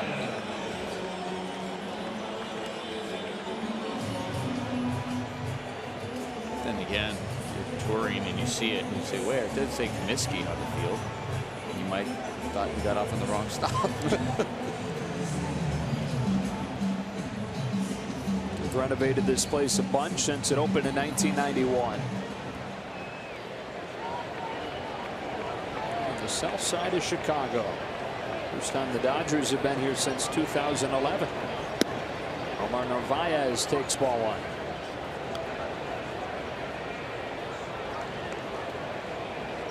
Splitting the catching duties with Kevin Smith since Giovanni Soto is lost for the year with an injury. Venezuelan takes a strike.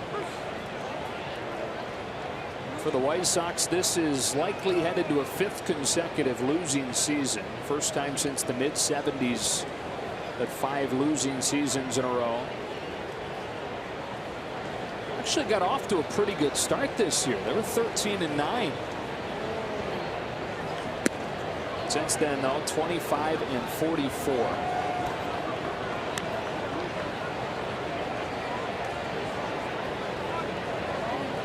Dropped 5 in a row. They dropped 8 of 9. 17 of their last 24 games.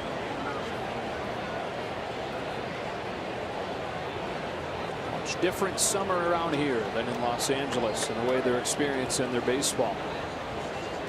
Not a whole lot better when you compare it to the expectations. What that going on with the Cubs on the other side of town.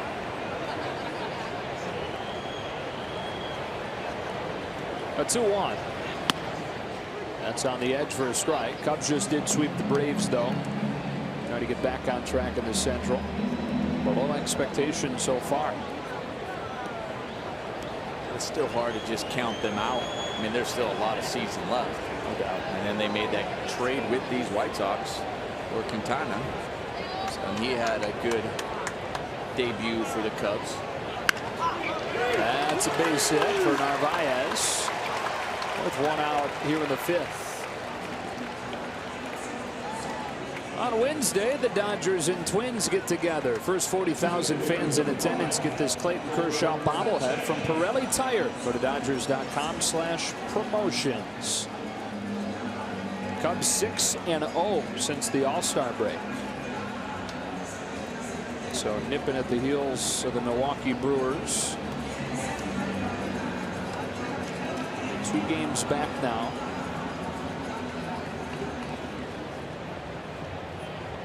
Yolmer Sanchez.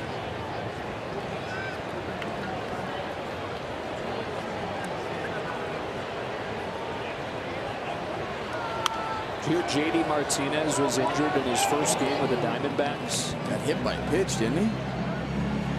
Yeah, I got hit on the hand, and so far the reports that they were X-rays were negative. Right. Just trade for a guy, and then your next thing you know, he has to get X-rays. Well. 0-2.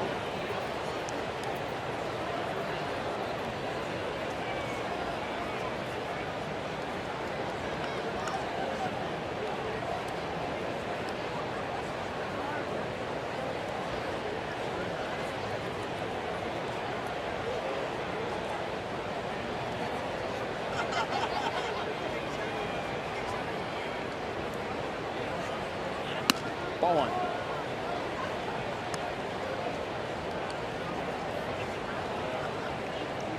See what the Rockies did today? 18-4 win over San Diego. Nolan Arenado hit 3 home runs. Knocked in 7 on a 5-hit day. Is that surprising from him? Big bouncer. Maeda's got it. And he throws to Corey Seager's in front of the bag, and they get nobody.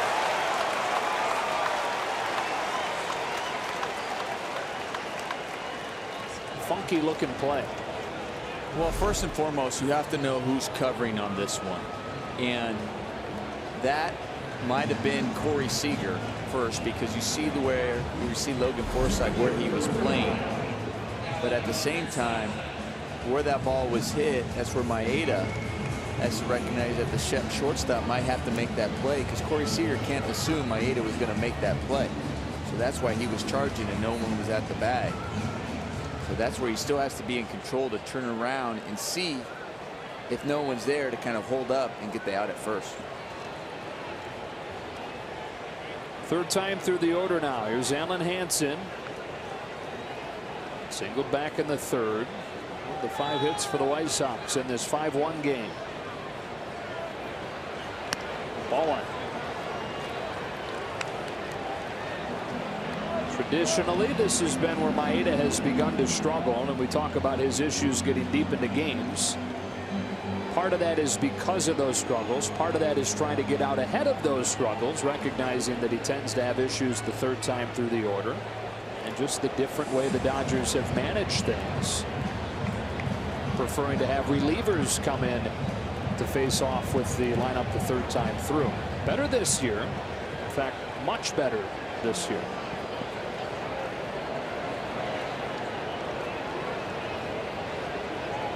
Yeah, that used to be over 300 for Maeda that third time through the order. And that would always be a factor in why Dave Roberts would definitely go out there and pull him out. But at the same time,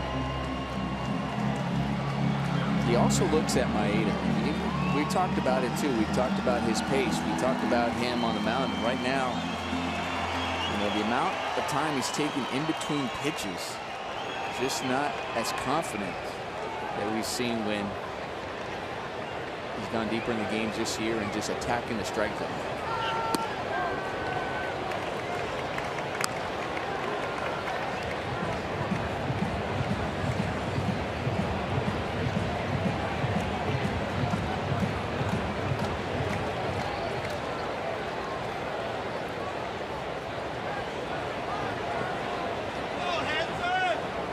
Two on with one out in the 5th inning.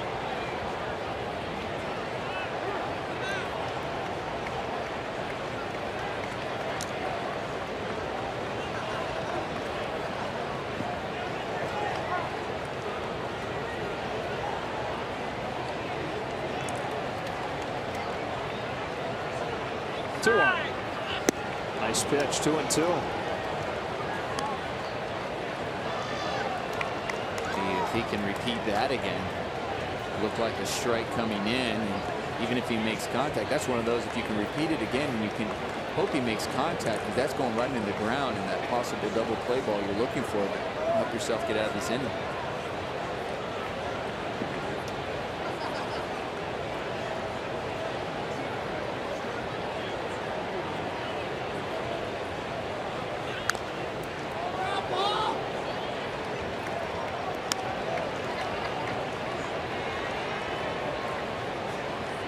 Hyun-Jin Ryu set to come back in the next homestand. Probably not this weekend against Atlanta, but it could be next week against Minnesota. It was really impressive in a sim game today, Dave Roberts said.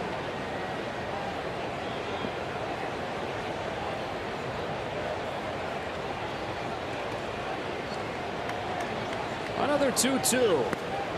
Taken low and away, and a changeup to run the count full. White Sox trying to threaten here in the 5th to cut into this 4-run deficit. Josh Field starting to get ready.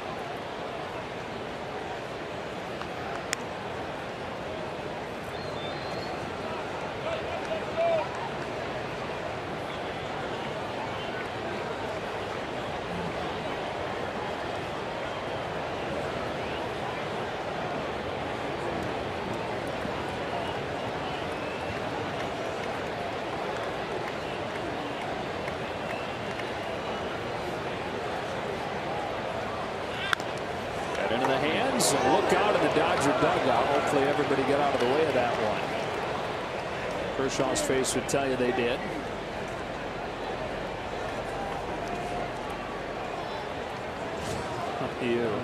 Kershaw's not really in a position the way he's sitting right there, where right there's a about ball that come over that he can just get out of the way. Not much leverage there. No, I mean, that's when you're gonna have to depend on your feet to be able to kick the ball if it's coming at you. 2 on with 1 out, and another 3-2. He struck him out. Maeda winds up winning the battle against Hansen for the 2nd out of the 5th.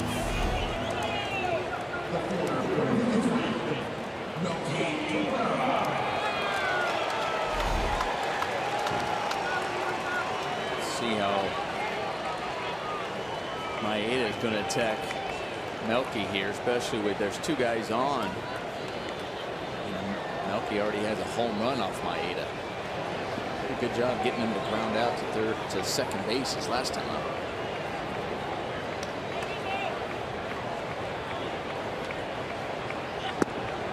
Strike 1. It's been the issue for the White Sox in this series. They're 1 for 12 with runners in scoring position. Dodgers pitching continues to find a way to keep runners from coming across, but White Sox have not been without opportunities. 1st and 2nd with 2 gone. Maeda home with an 0-1. Left over the plate, but fouled off. Strike 2.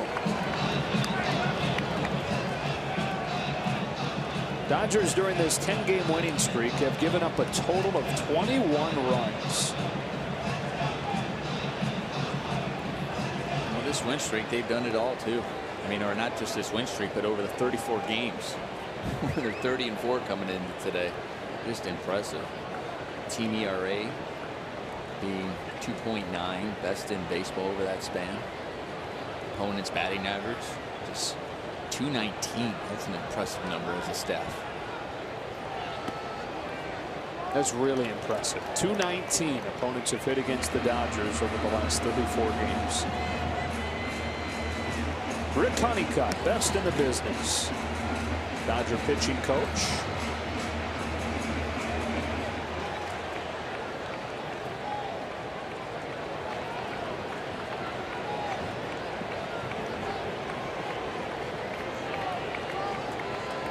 Narvaez and Sanchez 8-9 in the order, both singles in this inning. They're 1st and 2nd with 2 out. Maeda going upstairs with a 1-2 that Cabrera hits foul. Barnes wanted that one a little bit higher than Maeda got it. Breathe a sigh of relief and do a 1-2 again.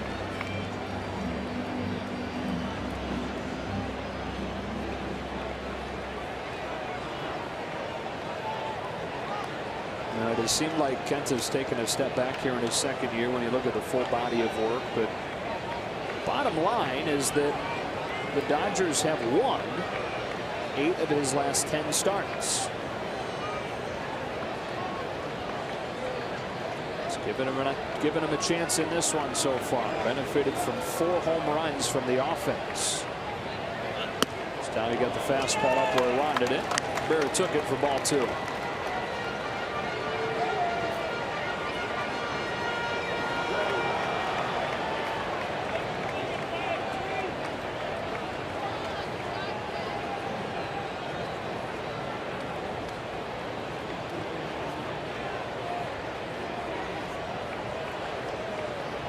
Now the 2-2. Barnes sets the target low and away, and a changeup, actually a fastball, a 2-seam fastball, hit to second, and the inning is over. White Sox strand a pair.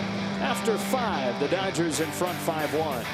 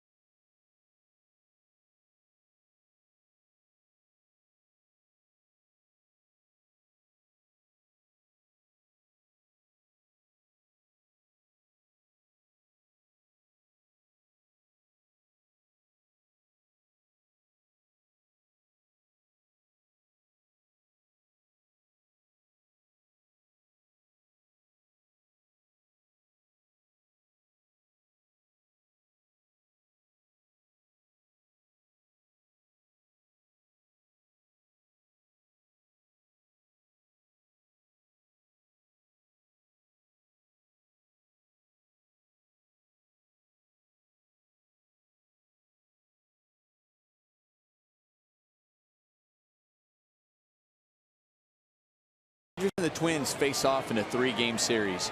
Be one of the 40,000 fans to take home a replica Justin Turner jersey, compliments of United Healthcare. For tickets, visit Dodgers.com/promotions.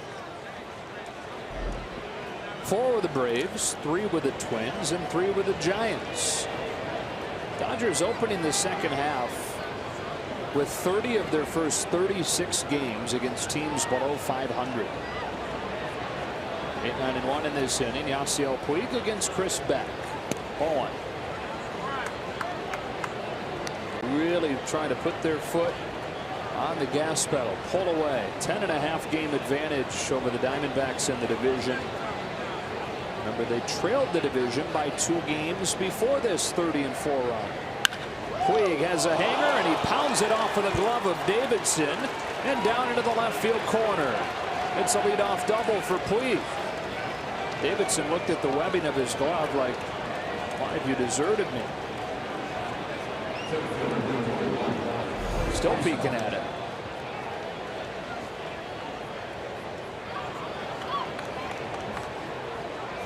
Well, sometimes you look at it because you're going, that ball was hit so hard, and you think you have it. I mean, it hits your glove, and it hits his glove pretty well. So you're going, did it go through my glove? Is there a string that's maybe not tight enough? We've seen how balls can get stuck in the web of gloves. You see it sometimes in pitchers where even they throw the whole glove to first base to get the out. Even infielders are going, how did I miss that? Thompson 0 for 1. Walk and a strikeout.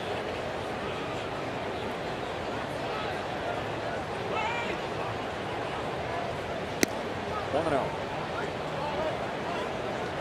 Talking about Trace's debut in this ballpark against Chris Archer and the Rays. Very first pitch of his major league career. A strike called on a pitch that was outside, and he said video confirmed it. A rough way to start. Next pitch, got a fastball down the middle, trying to hit it a ton, miss. So he's quickly in an 0-2 hole to start his career. Rips this one to left center field. Cabrera looks up and watches it bang off the wall. Thompson on his way to second with an RBI double, and the Dodgers lead at 6-1.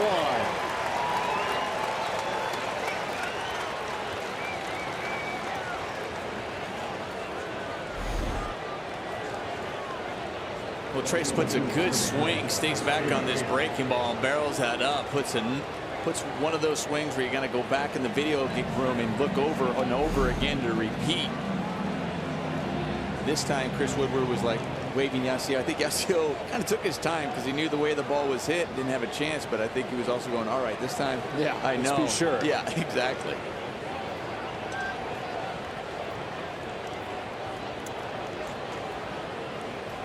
Janelle Taylor, who started the game with one of the 4 Dodger home runs tonight, has also singled home a run and scored.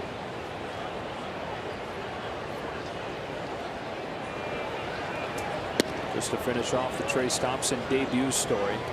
Next pitch Chris Archer threw him was a high fastball. He took it, so 1-2, and then threw one of those filthy sliders that he has. Thompson swung through it on a day where Chris Archer struck out a bunch. The Rays routed the White Sox. Next game was in Kansas City. Thompson got his first career hit. Big strong guy like him, swinging bunt. Taylor down the right field line. Long run Garcia, not going to get there. Chris Taylor has 7 hits in this series in 2 games. He drives home Thompson as the Dodgers have hit 3 consecutive doubles to open the 6. And by the way, he's now a triple from the cycle. We've seen that before. We've seen this before too. Chris Taylor once again another good at bat, taking that fastball in the outer half, going the other way. We have a look at the Morongo slow-mo cam, and we saw one earlier. We got some backspin carry out for him for his home run, his first at bat. That one just driven to right field. David Holmberg comes on after 3 straight doubles against Chris Beck.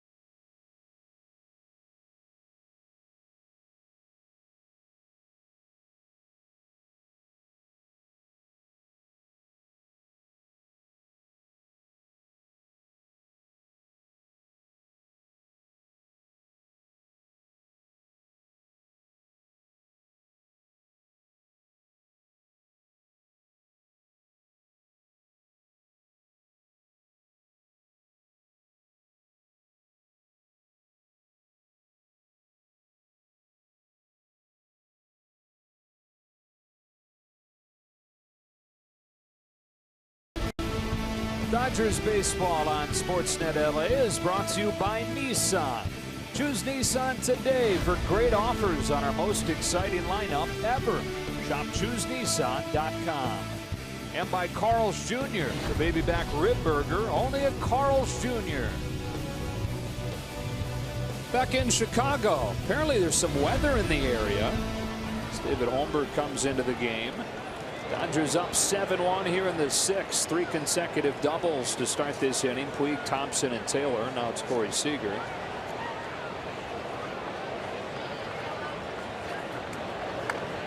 What I'm saying is, hopefully this thing moves along. There's rain coming, Omar. Is that what you're saying? Yeah. Yeah, especially with the Dodgers right now. They're already scheduled to get in around 2 o'clock in the morning back in LA. If they're lucky. Right. Yeah, that's if there was a quick game. There wasn't. And we're perfectly fine with it. Seager with a little jam shot into center. That's down for a base hit. Chris Taylor read it perfectly. Corey Seager did as well to take second. This team is an absolute joy to watch. Yeah, because it's the little things. Yeah, it's the little things, and they've hit 4 home runs. Right. Yeah, exactly. Have 4 home runs, but you see this one get in on Corey Seager. But as Chris Taylor's coming around to score it, Corey Seager just recognizing that that throw was missing the cutoff man and taking the extra base. Running, going, all right, is this going to fall? First of all, you feel good about that, but not just giving up. Here I go. I'm supposed to still keep playing good baseball here, just not sit back and say, all right, I got the RBI and feel good about myself, getting himself into scoring position. 4 straight hits to open the inning, and up comes Justin Turner. Oh, blink, and it's 8-1. It's ball 1 on Turner. All 4 hits in this inning have come on 1-0 pitches, which Turner's about to see here.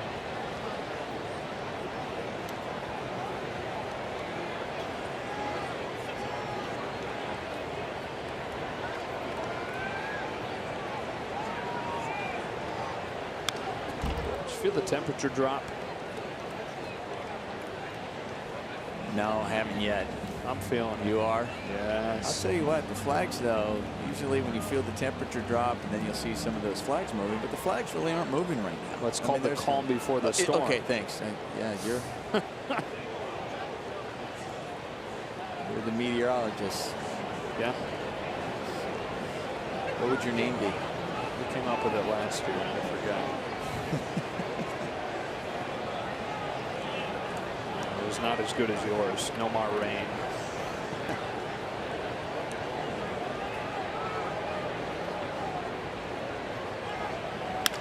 Turner shoots the 5th consecutive hit of the inning into center.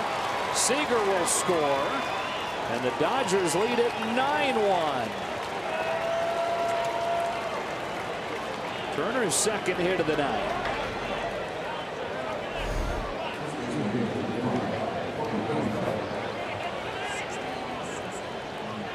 Just all year watching Justin Turner hit is really just a joy to watch. Man in scoring position. Team's already hit 4 home runs. Just taking what the pitcher's giving him. Fast stays on the ball, driving it the other way. It's just pretty. Still nobody out, and Cody Bellinger, the hitter, against David Holmberg. Takes ball 1. The Dodgers about to go 31-4 over a 35-game stretch, barring a huge collapse in this game.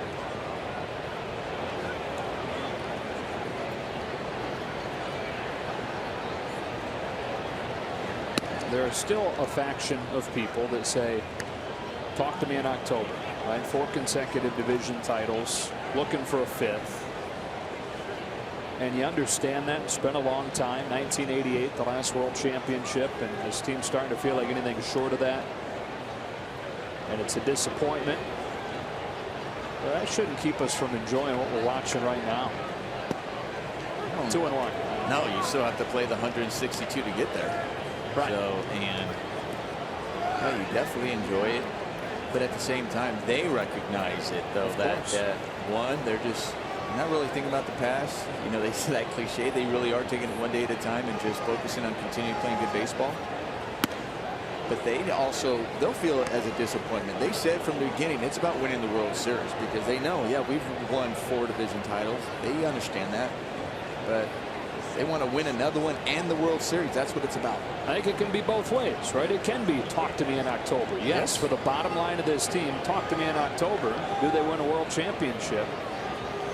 But on a day-to-day right now, it doesn't get any better. It literally has not been better in 40 years in baseball. So we can enjoy talking about it.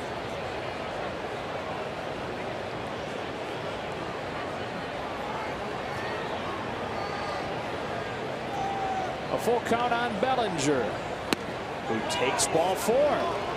It's been something he's had to work on lately. Those full count pitches he's been a little bit over aggressive on, but he takes a walk on one here. The first 6 have reached for the Dodgers in the 6th inning. How about this day by contrast from yesterday? Dodgers 1 for 10 with runners in scoring position, and so far 5 for 8 with runners in scoring position. I mean, just in this inning alone, they're 4 for 4. You were talking to Turner Ward about that today before the game. Anything, because it's been a few days in a row now the team has struggled with runners in scoring position. Anything in particular you're looking at? Any common theme? He said basically, you know what, I'm not really reading into it because the team has been so good this year. Not trying to overreact at a few-day stretch with a lull with runners in scoring position.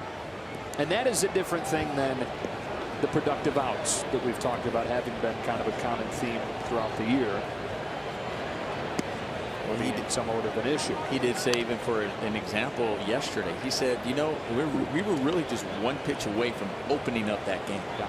They had opportunity, but it was really just kind of that 1 pitch. And he goes, and he also tipped his hat to Gonzalez yesterday. He's like, and he made his pitch when he needed and got it out of it. But we were just that one for really changing it. There's a 1-0 to Logan Forsythe. 1. Yeah, his 2-seam was filthy yesterday.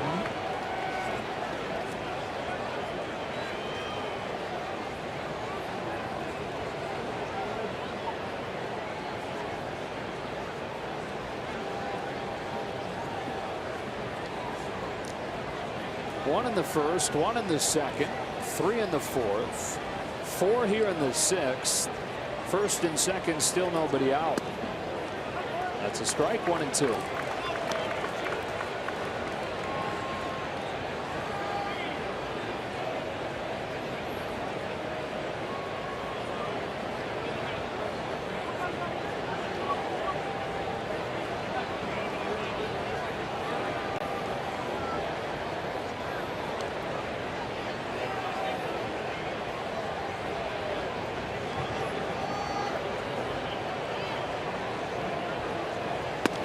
Two and 2.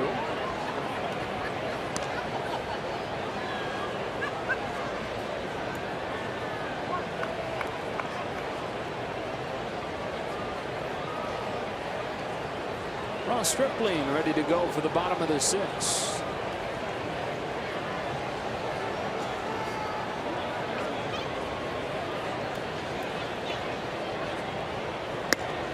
Forsythe down on strikes, and the White Sox finally collect the first out of the 6th. The 6th or the 7th hitter that they face. Barnes comes up, the only Dodger in the lineup today that hasn't reached yet. Strike out, fly out, and a line out.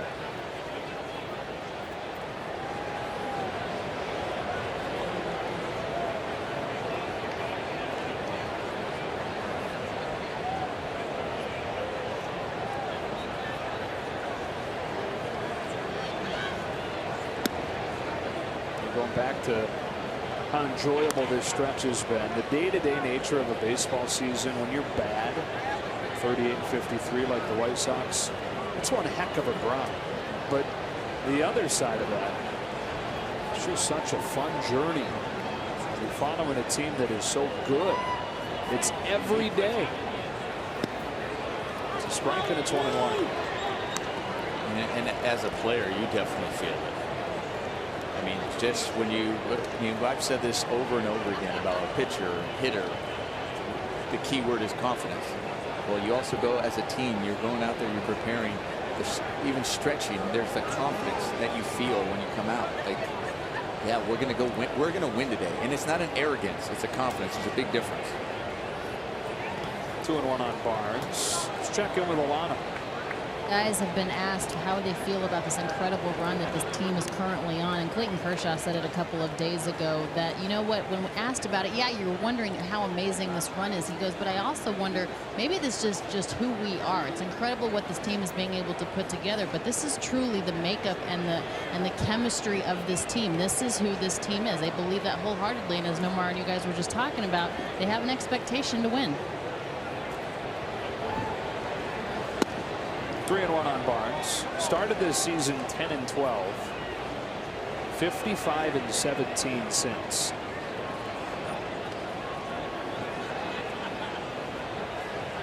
That's just, I'm just right now is processing that. That's incredible.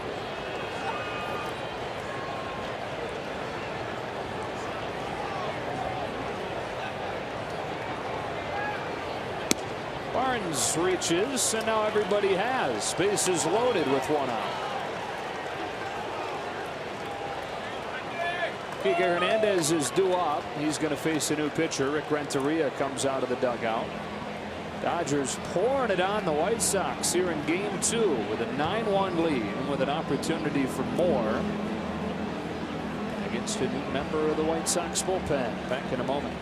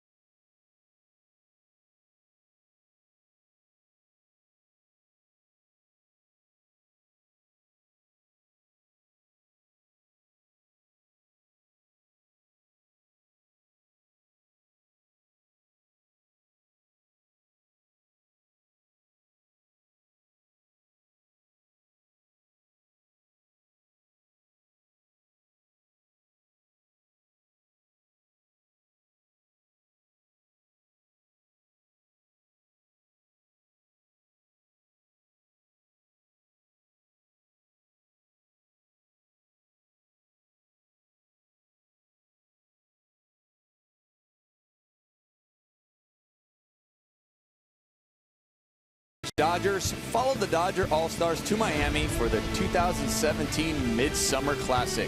Plus, Kenley Jansen takes over the backstage camera to catch Cody Bellinger in action at the Home Run Derby. Don't miss Backstage Dodgers presented by Hankook Tire. Thursday after the postgame on Sportsnet LA. Dodgers have batted around here in the 6th inning. Kiké Hernandez ready to come up against Juan Minaya on for his 13th appearance.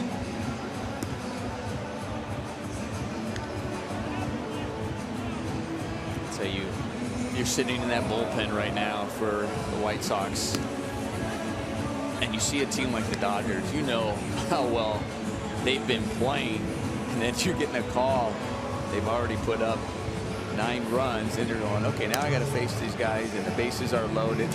They're swinging the bat, and I'm going to face the guy who already has 2 home runs. All right, it just, yeah, you know, go get them. The feeling.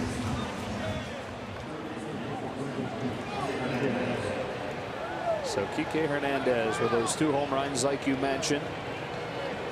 Got a feeling he's going to be looking for a 3rd with the bases loaded here.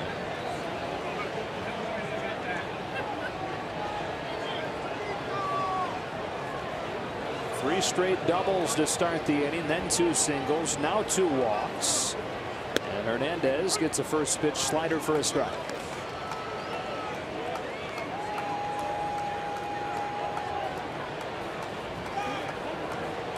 It's his second career 2-home run game. His first one last year against Madison Bumgarner. Got him twice. Tonight, Carlos Rodon, no slouch himself. Had a fastball to drive, but fouled it off 0-2.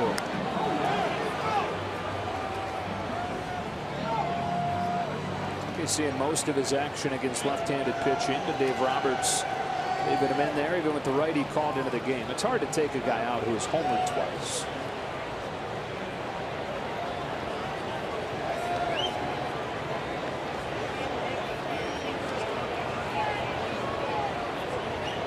Juan Minaya deals 0-2.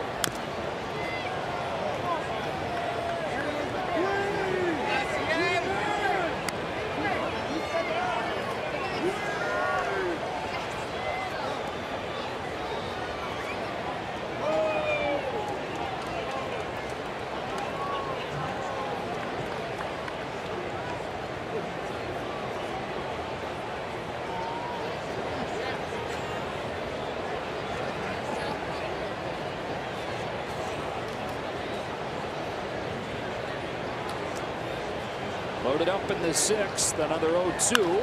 Hernandez hits a bullet that sits Justin Turner down at 3rd. And thankfully he's up with a smile.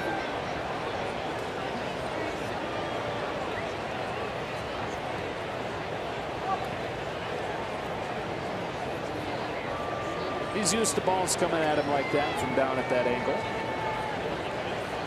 Normally has a glove. That's what I'm saying. You usually have a glove in your hand, and you're actually probably in a little bit better position to field rather than that lead where you're kind of sideways. Yeah, he wasn't leading off in a fielding stance. No.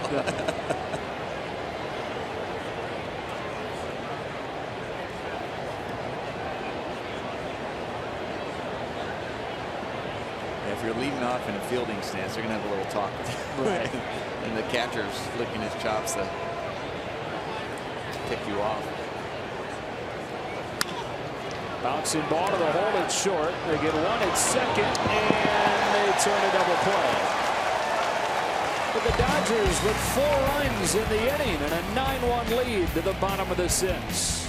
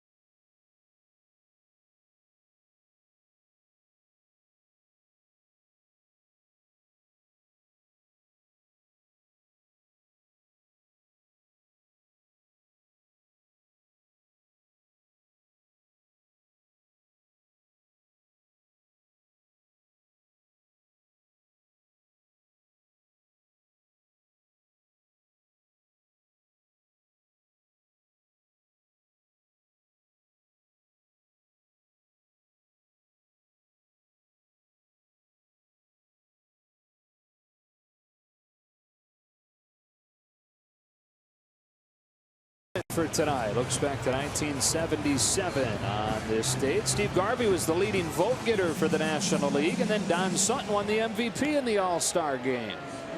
Garvey followed that up, winning the MVP in the Midsummer Classic the following year.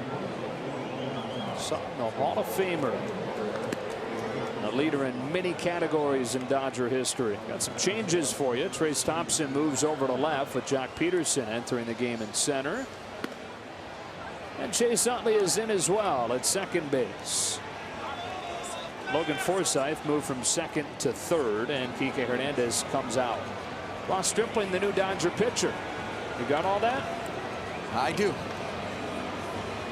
Actually thinking that last inning to myself, going, okay, if they were to change it, because you were talking about Kiké when he was facing that righty, and I was like, well, the versatility of all these guys. Kiké can play. If they moved him, I go, who would be the guy that you maybe just give your legs just maybe a half a game rest with your lead?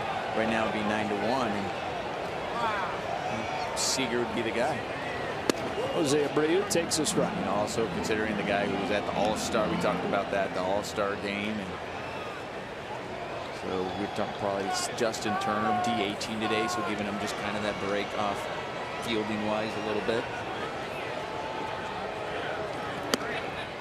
So I just love just the versatility of this team, that you can have Logan go from second to third, Kiké go third to short, Trace Thompson center to left, and Taylor a little bit of a break as well.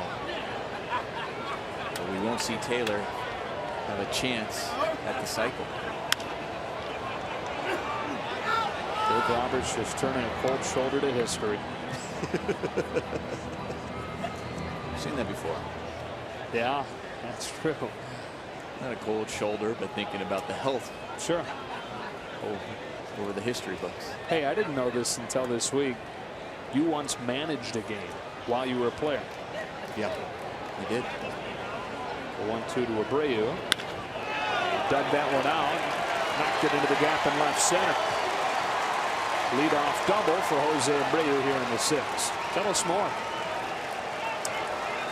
What Joe Torre would do is, if his team, who's already going to the postseason, had clinched prior to the season ending, and that last game maybe not being a factor to whether the team would get to the postseason or not, he would pick a player, and usually a more veteran player, and have them manage the team. And I was that player managing that team, and it was interesting. It was that time, it was when A.J. Ellis was called up. He was September, called up. He never really got in the game. I was trying to remember if he even got in at bat, but he maybe came in and just maybe caught like the last inning, maybe like 3 outs, and that was really it. But then getting that bat, and he never played. And I was wondering, why don't they play this guy? You know, September. So I remember asking. I said, so I get to pick my, I get to write out my lineup. And he's like, yeah, but there's certain guys that aren't playing. He's like, yeah, like all your starters, like Russell Martin, Jeff Kent, Rafael Furcal. I'm like, all right, great, so basically okay, picking from the fringes of the 40 man. I go, okay. I go, is it all right? A.J. Ellis starts. He's like, hey, you're the manager, whatever you want. And I was like, fantastic. Avisail Garcia to the shortstop, Kiké Hernandez. 1 out. So I remember. Then I also had a staff. I had my bench coach, my hitting coach, my pitching coach. They were all players as well. And I had a staff dinner that night. We were in San Francisco. I had a staff dinner. I'm like, all right, come on, staff. But I also told my wife, she was in town too, and I said, listen, I go, AJ's going to start. And she goes, oh no. His wife and child are going to go back, and they're going to miss his first start in the big leagues. I said, hold on. So I called the traveling secretary, made sure that there's room on our flight to get his wife and baby on the flight. So I found them. I had to go find out where he was that night. Why didn't you just? I didn't have his number. I didn't have his number, but I also wanted to do it in person. So I found out where they were having dinner. I walked in. He looked at me, and I told him, "You're starting tomorrow. I'm the manager. You're starting tomorrow." And I looked at his wife. And by the way, you're on the flight tomorrow, so you get to stay and check out his first start. So. 0-1 to Matt Davidson. That's low. So Nomar Garciaparra gave A.J. Ellis his first start in the majors. Yes, that was the Miami trivia question. So who was A.J. Ellis's first manager as a starter? Yeah. And I'm like racking my brain like Joe Torre. Yeah. It's like I was his manager. But yeah, it was great. I was really excited. And we lost that game. Davidson hits it up the middle. Utley's waiting there. 2 gone.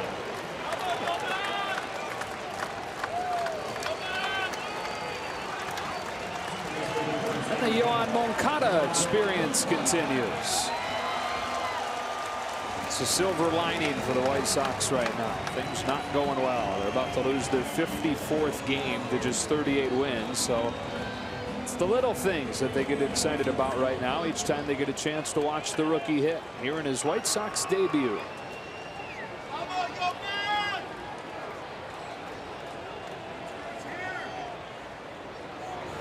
Over in the Chris Sale trade. We promised you we'd tell you about his Twinkie obsession, so we'll follow through on that. Had his first Twinkie. They did too at some point a long time ago, but he had his first Twinkie at Walmart. And then the first year that he came to the United States, in that first sitting, crushed 10 of them. Just couldn't stop eating these Twinkies. It's outside and it's 2-0. And I swear to God, I'm just telling you what was reported by his friends and family to a writer for ESPN the magazine. He once had a week where he ate 225 Twinkies. Nomar, that is 32 Twinkies a day. What comes in a box? I don't know. First of all, I mean, swatted to center. Peterson runs it down, and the inning is over. First time after that he went to the dentist. He had 15 cavities.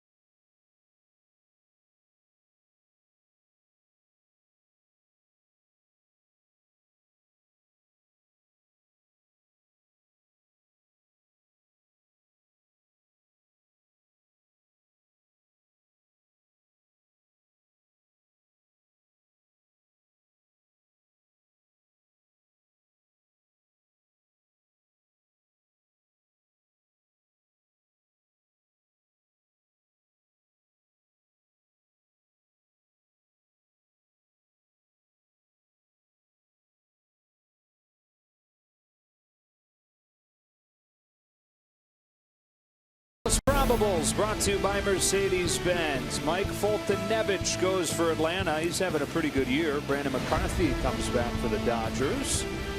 Game starting in roughly 4 or 5 hours, right? it's going to feel like that. Yeah. Yasiel Puig to lead off this inning against Manaea. The Dodgers in front by a bunch after the 4-run 6th inning. Our friend John Hartung, I'm sure you saw, sent us a group text and said, hope you guys make it back in time for the game tomorrow. 1-0 on Puig.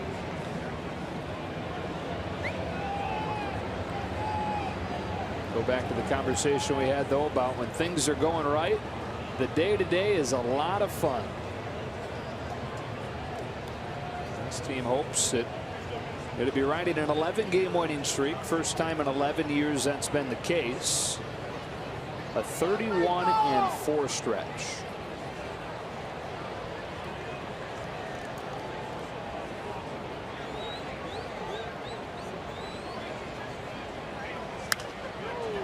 Ball and a strike on Puig. The 1977 Royals team that has the most recent 31-4 stretch, they actually went 35-4. So that's how long that winning streak towards the end of their run went. The Dodgers, if they hold on tonight, will need to win 4 more to match that stretch. not certain, but I would guess that that is the best 39-game stretch ever. We'll cross that bridge when we get there. Like they've said, one game at a time. They've watched Bull Durham. They all have. On 2-1. Puig tries to lay off and does. Ball 3. It's pretty cool. You have Moncada and Abreu and Puig all out of Cuba, and in fact all played for the same team, the Cuban National Series. 3 balls, 2 strikes. Puig the first of the bunch to defect. Abreu not far behind him. And Moncada made his way to the United States most recently out of the 3.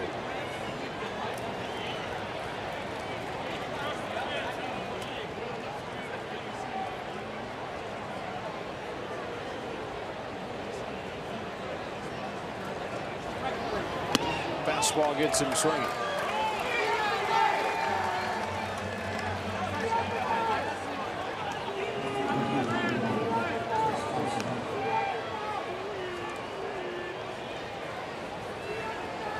One away in the 7th, and here's Trace Thompson on the White Sox. He came over in that 3-way deal that brought Todd Frazier from the Reds here to the White Sox. And of course, Frazier last night dealt to the Yankees, team that he grew up rooting for.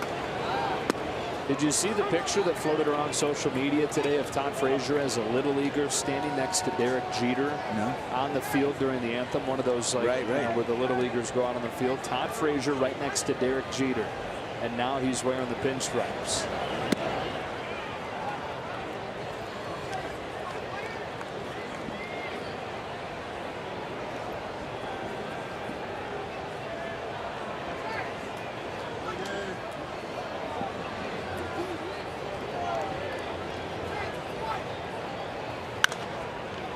Foul. 1-2.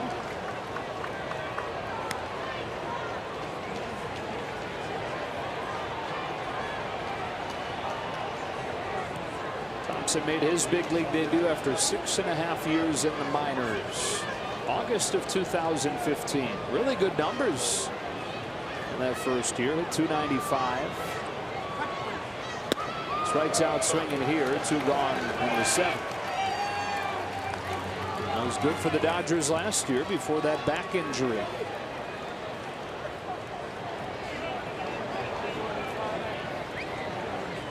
First time up there for Chase Utley tonight.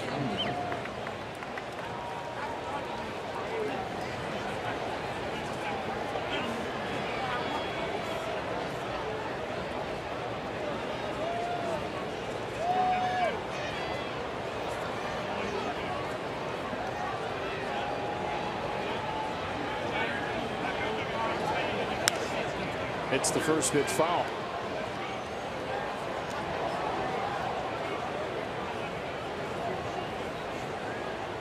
Uh-oh.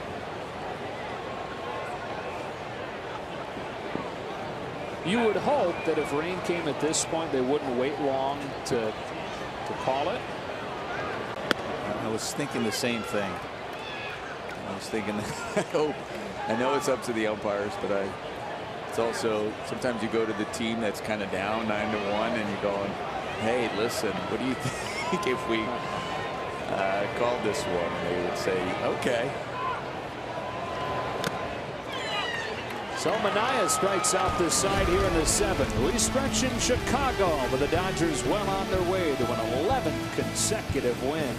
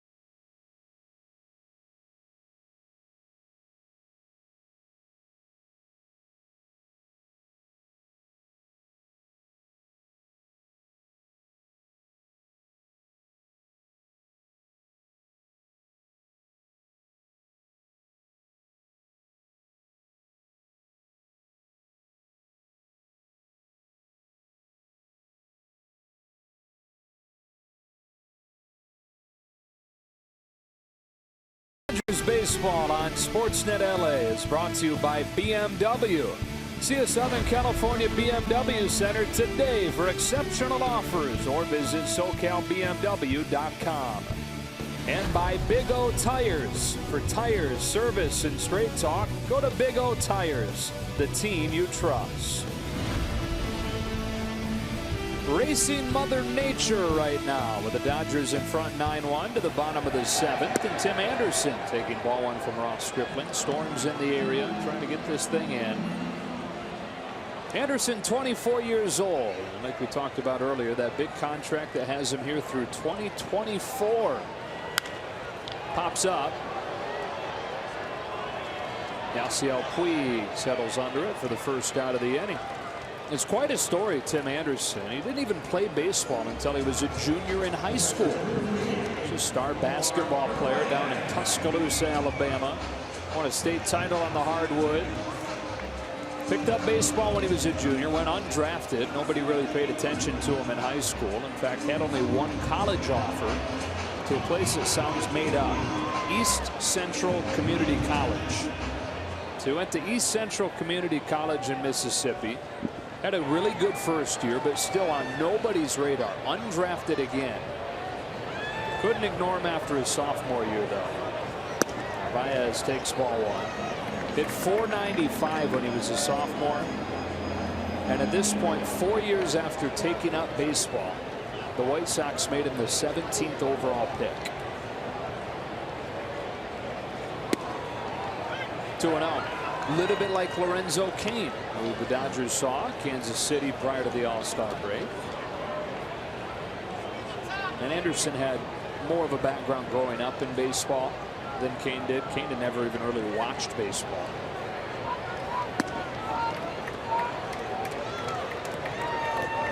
Good athlete. Both tremendous athletes. Yeah. And I just like when you hear about Anderson going, listen, I'm going to go to the community college and go play. Just want to play at the next level. Just keep playing. They'll find you. Yeah. Cream rises to the top, as they say.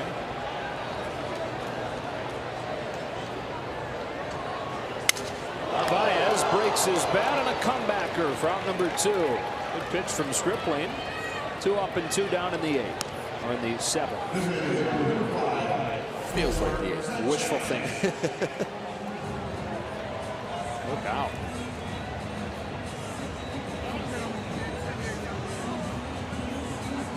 For Stripling, you're scared of 2 things.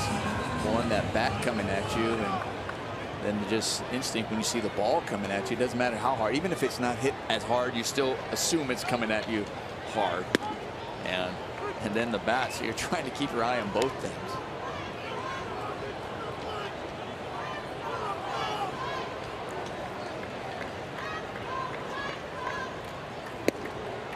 Oh, and 2 on Yolmer Sanchez. Formerly Carlos Sanchez. Carlos is his middle name. Yolmer his given name, but he'd always gone by Carlos prior to this season.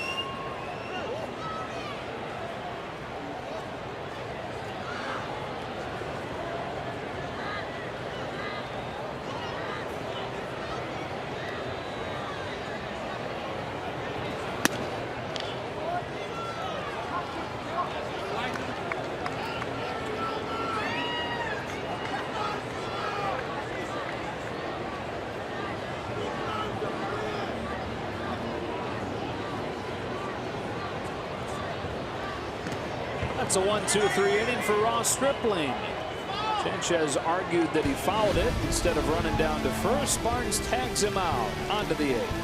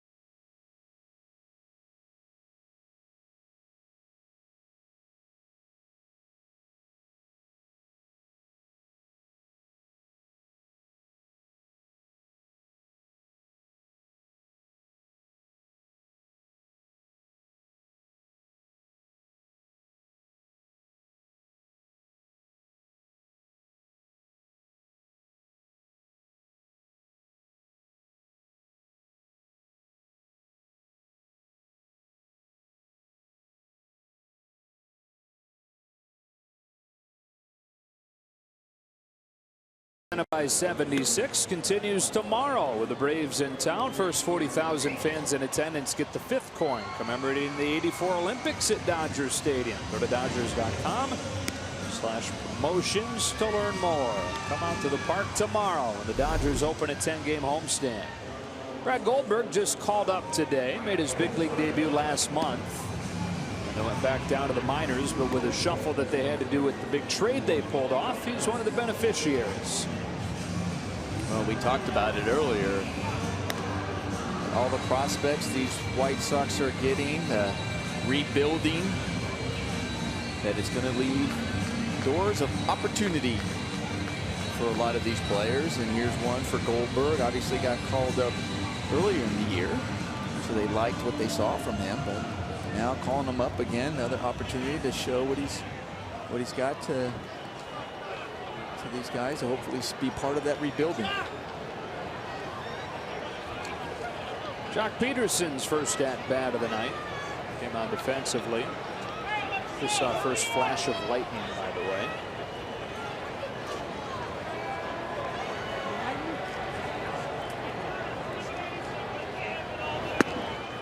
Starts him with a fastball at 96, so you can see why they like him.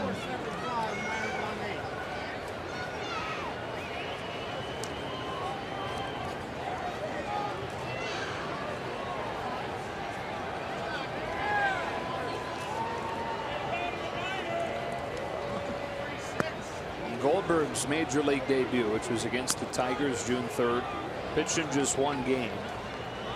Gave up 4 runs and recorded only 1 out.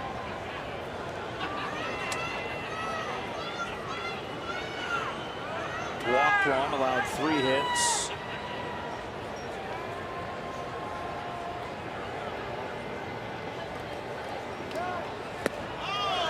As Peterson out in front, 1-2. He goes 98 with a fastball, and then he comes back with an 88 off-speed pitch.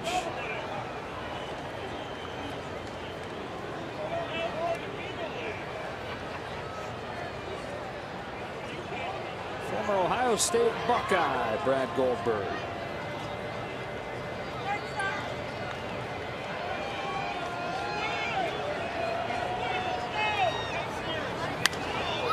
It's at foul.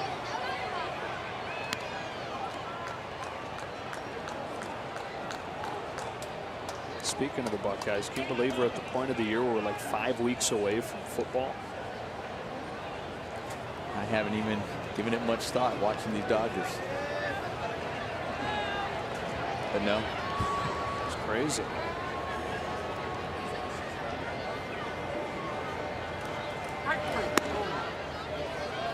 Two and 2 on Peterson.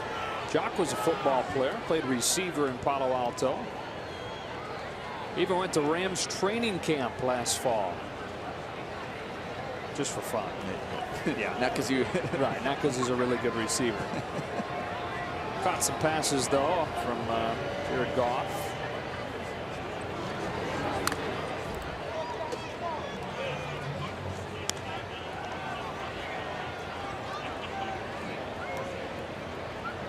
You were a receiver as well. After you were a quarterback, right? I was a quarterback that happened to play receiver. Okay. Blew on my shoulder. Got it. But you played. Right. Did you see his routes at all? I didn't break them down. Oh, no. okay. Just one. No. I'm sure they were smooth. Watching him in the outfield. It's under this one in the left field. Melky Cabrera for the first out of the inning.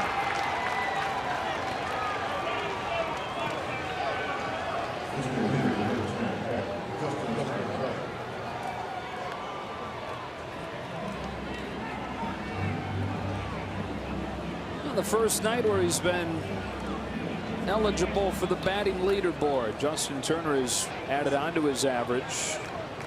2 for 3 tonight. A walk. Average now to 374.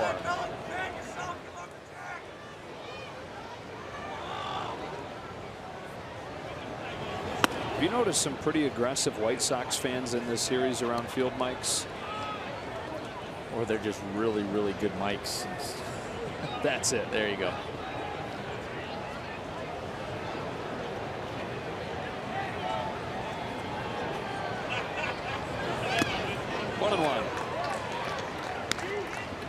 Nomar's glass is half full.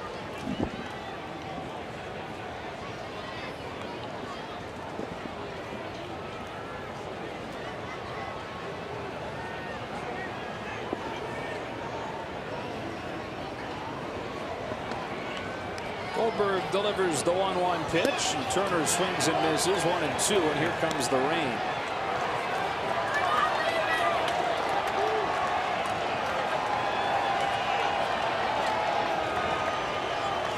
Most of them left after Yohan Moncada's last at bat. The rest of them will leave now. Actually, two really good crowds here this week. We've seen good crowds wherever the Dodgers have played on the road. That is right. Fans have really come out to support them. Goldberg's 1-2, and Turner drives one the other way. That is playable for Avisail Garcia. 2 out. It is coming down, man. They're calling him off the field. I mean, it is pouring, swirling rain. They may not get the tarp out on time. I mean, it is. I mean, it did say up there that it's coming and going to come quick. Yeah, they were warned. They were fairly warned. They might even say, listen, we might have to call it because we couldn't get the tarp out there in time. I mean, they're doing a good job as best they can, but wow, it is coming down.